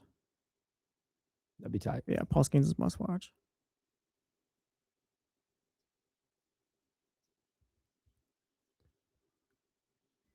Remember when Tarek Skubal quit on Team USA? That was sick. And then try to say, no, I didn't quit on Team USA. I'm here, guys. That's sad you were gone for the World Baseball Classic. I enjoyed the hell out of that, man. No, I mean Kenny did too. We got I a had lot of good stuff ass out of that. time.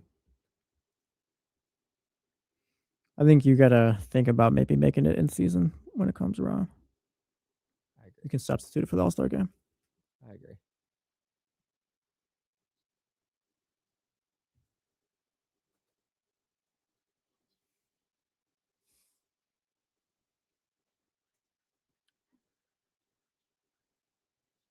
Are they still making new episodes of this show, Impractical Jokers? Yes, I think they hit like a ratings high recently too, I believe. I'm pretty sure I saw a tweet that said that. But it's only like 2 of the guys left, I think, or something like that. I don't know Wow. if it's all 4. I think some of them got problematic. Don't quote me on that. Oh, man. If you're more in tune with Impractical Jokers, the story and stuff like that, let me know.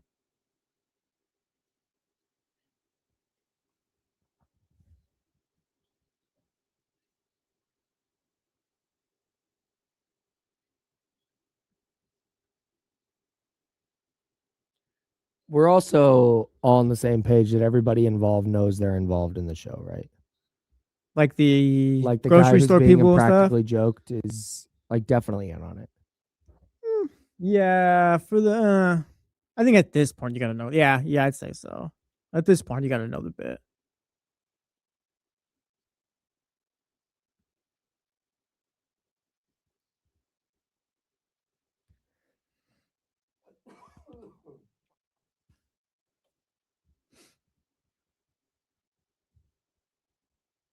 Ten seconds.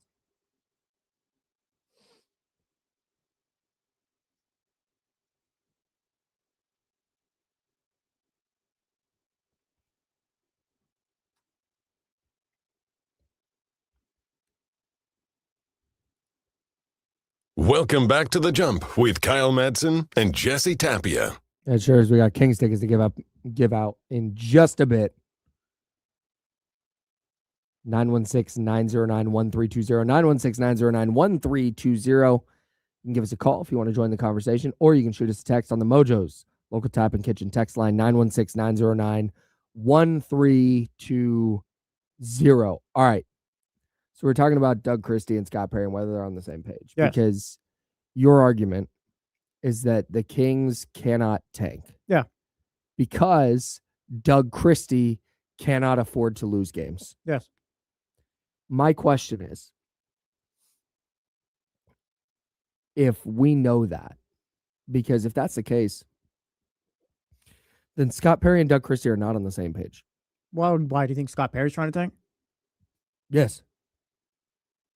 Or if that's what's best for the team, they should be. I don't think they are trying to tank. I think Scott Perry's brought in guys like Patrick Baldwin, Killian Hayes, because at one point maybe they were out on Devin Carter and other guys have just been injured. Like they're decimated. But what you're saying they can't, but that's different than they won't. Well, no, look, this is because look, Like, we can start it out this way. You hire Doug, and if you hire Doug or whatever to win games, that's fine. You get to a point, January, Right. February, whatever it is. Oh no, this is the worst team in the league. Yes. At that point, most teams would pivot to tanking, like the Right. Wizards, the Pacers, and the Right. Nets have. Right. The Nets, Wizards, and Pacers, or the Nets, Wizards, and Pacers, they're all bought in on their head coaches. Jordy Fernandez is going to be there. Rick Carlisle is one of the best coaches of all time. Brian Keefe is going to be there. He's going to see that through with Trae Young and those guys. Doug Christie, you're not necessarily bought in on him contract-wise. So for Scott Perry or for Doug Christie, I don't see how you can pivot to tanking when you realize you're the worst team in the league. Okay, do the tanking thing. Lose. And then it's like, all right, you have 1 year after that to kind of prove that you can coach because you just wasted this first year. The Kings can't pivot to that tanking spot because Doug Christie only has a short amount of time to prove he can be a coach for this team going forward. But if I'm Scott Perry, I'm cognizant of that.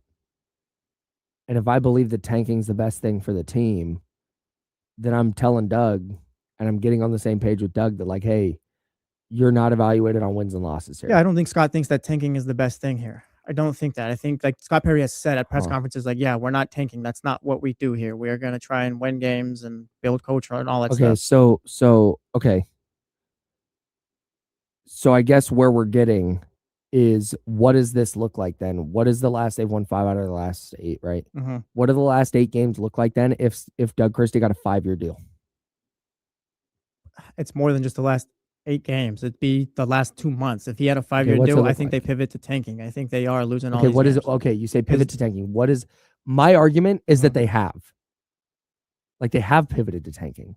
So what would you have liked to see them do differently? I think you're seeing a lot less of DeMar DeRozan. Again, like Russell Westbrook wasn't playing, but you're seeing a lot less of the vets and things like that. You're playing Patrick Baldwin's probably like 25 minutes a game, stuff like that. The way you look at the Nets, their bench players are getting 25 minutes, like stuff like that. Your bench guys that probably don't deserve all that time or whatever, like those guys are getting a lot of minutes. You're tanking. You're giving your worst players or your end of the bench guys a lot of minutes as well. You're not playing the DeMars so DeMar can go for 40 or whatever it is. You're not playing those guys. And you're doing it over the course of a couple months rather than the last 8 games. Like, yeah, season's already over with now. Do what you want. There's no pivot. If you sign Doug to a 5-year deal, I think they're looking like the Nets, the Wizards, and the Pacers because you're bought in on Doug. There's leeway for that. You can do that because, yes, Doug is going to be here. He's part of the plan going forward. He's part of this whole situation.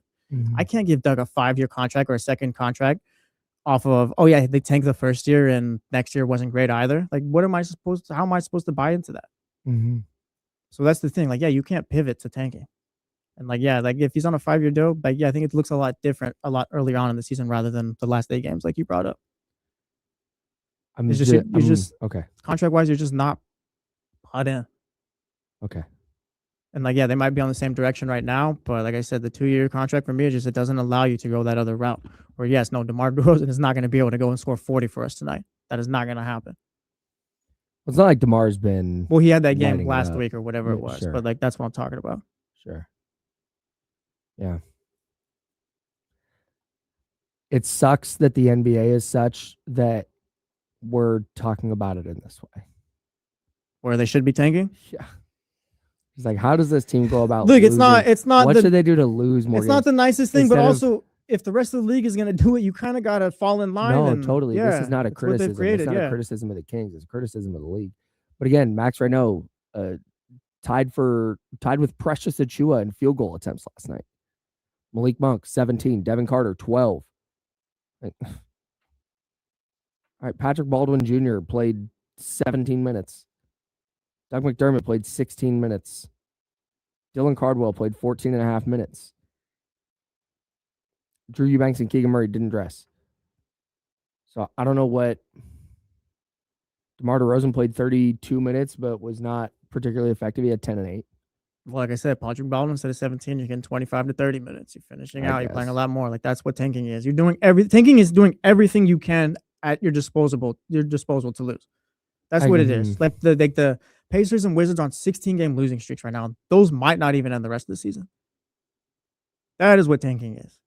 Well, the Kings had their 17-game losing streak. They did that just because they were bad, though. Like I said, that's the thing, though. The Pacers and Wizards are actively trying to lose. The Kings were just losing 16 games on their own merit.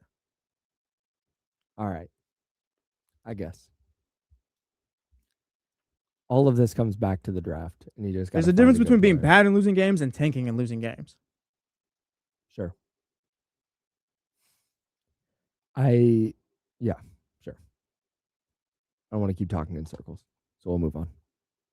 This is The Jump. That's Jesse Tapia. I'm Kyle Madsen. We'll be giving away Kings tickets in just a few minutes right here on ESPN 1320, Sacramento Sports Leader. Kevin Durant passed MJ on the all-time scoring list. Does that move the needle at all? It should, but it doesn't. That's it. Kevin Durant is probably one of the more disrespected superstars legacy-wise, I think. I agree. Because, yeah, he's 5th all-time in scoring, or he passed, he's 5th all-time in scoring now. Yes. Yeah, so he's 5th all-time in scoring now. Like, that is a big deal. But, again, we do not, and I'm saying we in general as NBA fans, do not give him credit for those 2 rings that he won. So it's essentially like he's played his whole career just searching for his own. Mm-hmm. So, like, he doesn't get the praise I think a LeBron would have got or something like that in this moment, or even any other superstar. I think Kevin Durant is just kind of overlooked in a sense. Do you think it's because of the social media stuff and the fact that he's kind of a weird dude on social media? No, I think it's just it all stems from when he went to the Warriors. Okay, it's all that was the turning point of his career. He tore his Achilles and then has come back and just continued to be awesome. Yeah. That he tore his Achilles and still is going to finish top 4 all time in scoring. He might get to top 3. He's 4,700 behind Karl Malone right now. He might get to Karl Malone. He might finish top 3 all time in scoring. Like, that's ridiculous. And then you go look at the numbers and how many fewer games he's played and how many fewer shots he's taken and like all this other stuff. He is simply one of the, if not the best scorer we've ever seen. Yeah. Like he was like built in a lab to score the basketball. And I didn't even know it until I checked out ESPN the app yesterday. That's the thing that's wild to me is somebody passed Michael Jordan. Mm-hmm. And I know that Michael Jordan didn't retire as the all-time, like Karl Malone had more, Kareem Abdul-Jabbar as the all-time scoring leader until LeBron passed him. I get it. But like when somebody passes Michael Jordan in something, I feel like that should matter. Yeah. If we're going to hold Michael Jordan as the standard, despite what LeBron's career has been, if we're still going to hold Michael Jordan as the standard, then when somebody passes him in something, that needs to be significant in some way. And the fact that that just happened and it was like, meh. You got asked about it post game, and some players, Ime Udoka, talked about it, but that was kind of right. It should be a huge deal. But people just don't care because for whatever reason, people just hate Kevin Durant. Well, like I said, or I shouldn't say hate. I shouldn't say hate. people just don't care about Kevin Durant. The social media stuff doesn't really bother me at all, honestly. Me neither. Like, yeah, he's Makes weird him on social endearing, media. honestly. Maybe he was in those group chats talking about players and blah. I don't care, honestly. Yeah. Like, that's not something for me to care about. If it comes out at the end of the season, it's like, oh yeah, that really affected the Rockets and their locker room, and that's kind of the end of the season story. Then yeah, you talk about it at that point. But until then, it's like, all right, KD was on a burner in some DMs talking about whatever. It's like it does nothing for me. Somebody did point out that he's the common denominator in a bunch of like the worst locker room situations. I've seen that, and I think there's Like, like you can have a thought That's about that. I tough. think, yeah, I'm not sure how true or what, but yeah. But in terms of basketball, there are not that many people who have ever been better at it than Kevin Durant. No, he's 10th all time for me. I gave my that top 10 all time list last week with Kenny, and yeah, I got him at 10th. I don't hate it.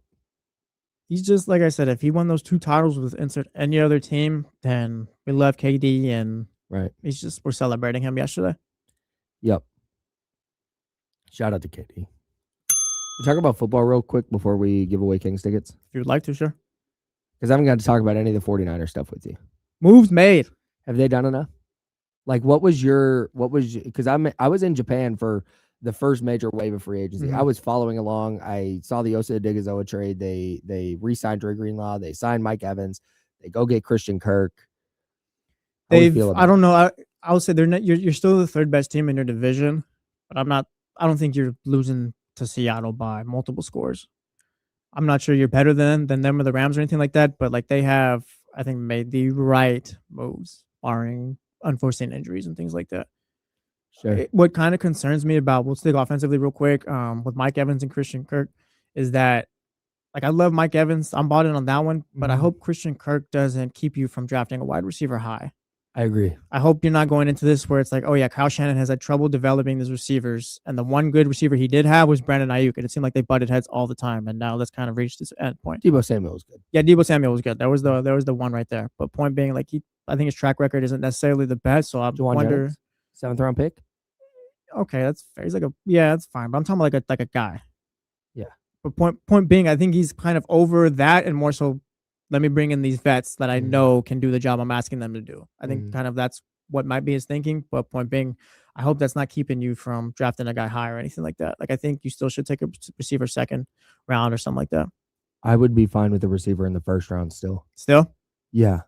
Because I thought you could still do that with Mike Evans, but then you throw Christian Kirk, and it's like you got Ricky Pearsall there, and I'm sure you're still trying to see what he's got and if he can stay on the field.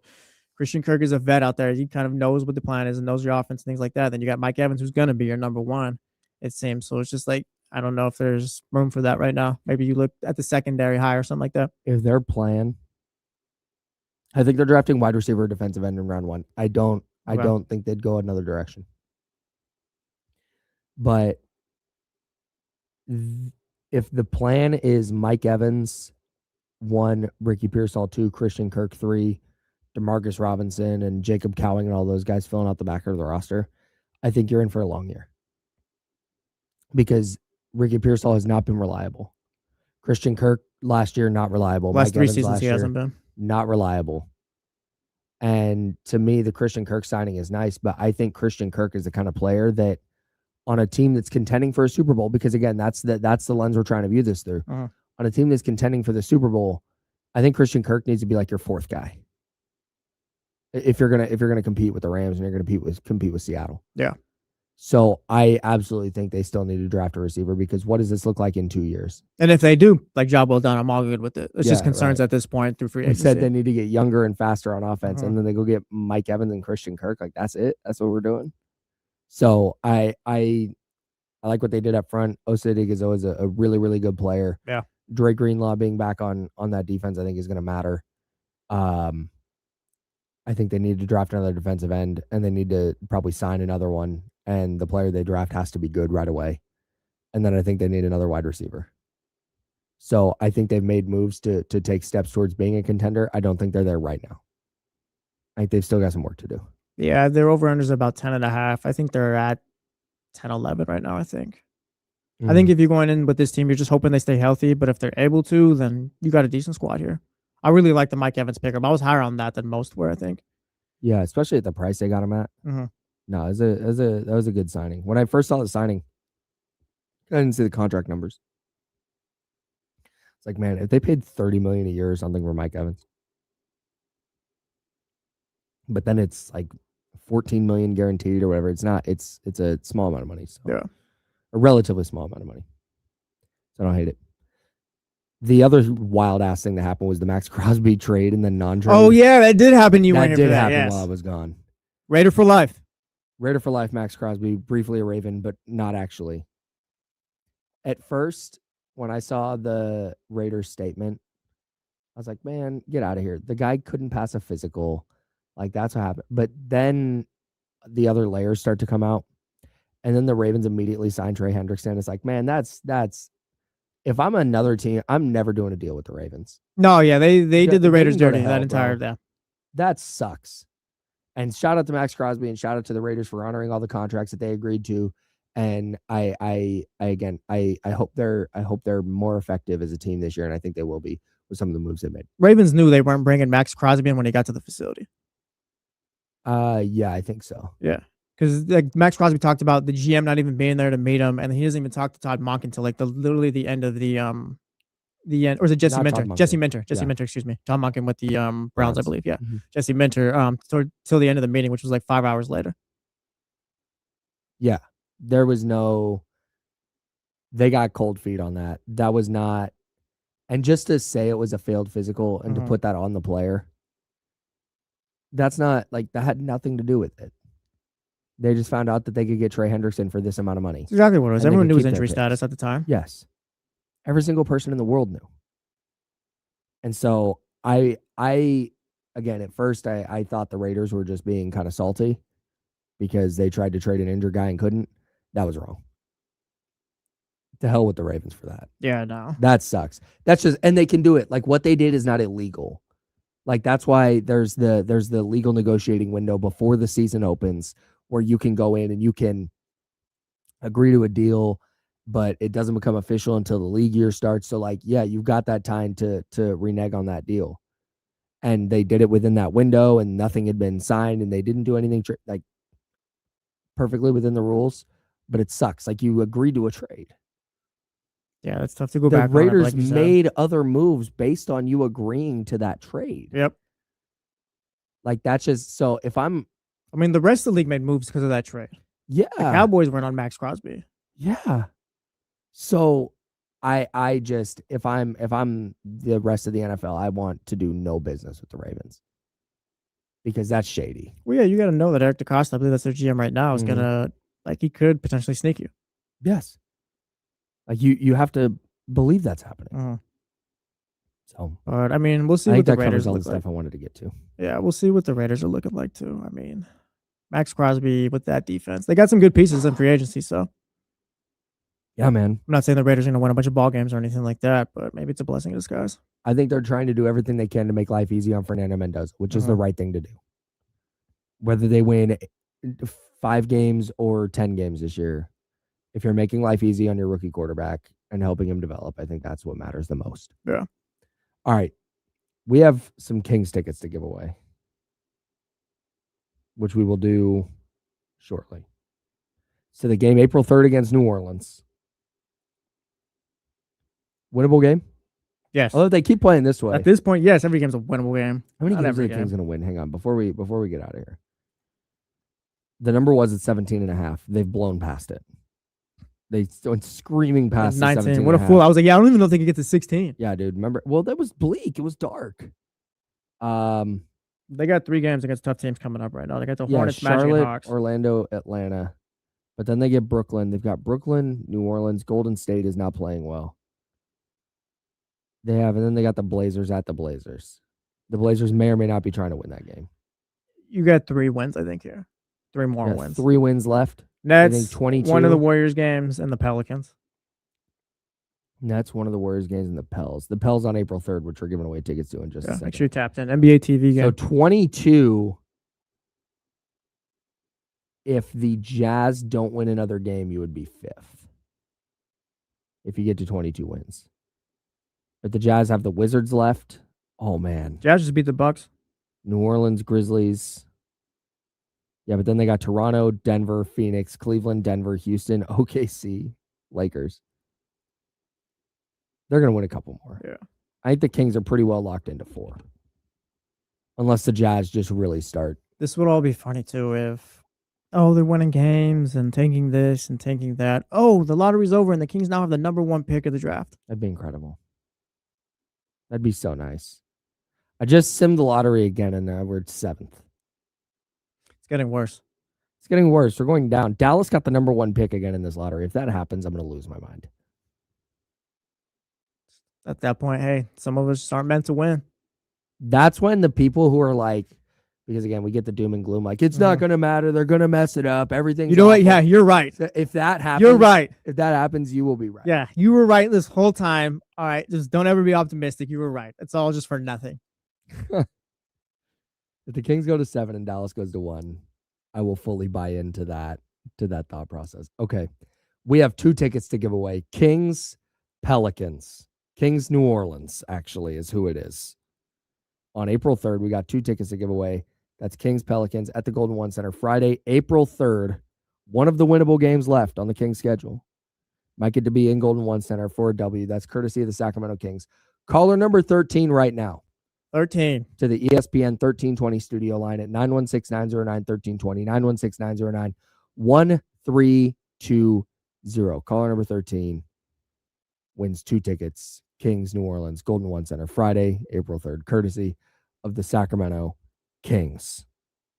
Thanks, everybody, for hanging out, bearing with me. Thank you, Jesse, for bearing with me. Yes, sir. Welcome back. I hope this voice is better tomorrow. Just get another tea from We'll like see. Starbucks or something like that. You'll be good. Maybe I'll go down there right now. That might be the move. Because they do the tea. I think it's called like a medicine bowl. Yeah, no, that stuff The tea with like that'll the fix lemon you and the up. honey. Yeah, it's got everything. I don't want to know everything that's in it. You don't have to, but it's got everything. All right. For Jesse Tapia, I'm Kyle Madsen. We're The Jump. We'll be back tomorrow with you at 7 a.m. I promise I won't talk about Japanese toilets anymore. In fact, you know what? No, I'm not going to promise that. I wish the Japanese toilet They show. changed my life. You ever sat on a heated toilet seat? No, I haven't gotten to that part of my life Like, yet. it sounds unpleasant because typically if you sit on a heated toilet seat in the U.S., it means that there was a person just sitting on it. But this is a heated toilet seat because it's heated. It's just the night and day difference. It's unbelievable. Yeah. All right. Anyways, that's the last thing I'm going to mention about Japanese toilets. Thanks, everybody, for hanging out and bearing with me and this voice today. I'm going to do everything I can to be back to normal tomorrow. But either way, Jesse and I will be back at 7 a.m. with our buddy Joe Brazil tomorrow on The Jump. This is ESPN. Our good buddy Rich Eisen. Rich, call me back. It's our favorite coworker. He is next with the Rich Eisen Show from 9 to noon. If you missed The Jump rewind from noon to 2, and that leads you right into D-Lo and KC from 2 to 6 right here on ESPN 1320 Sacramento Sports Center. Until tomorrow, drink water. Be nice to people. Wow.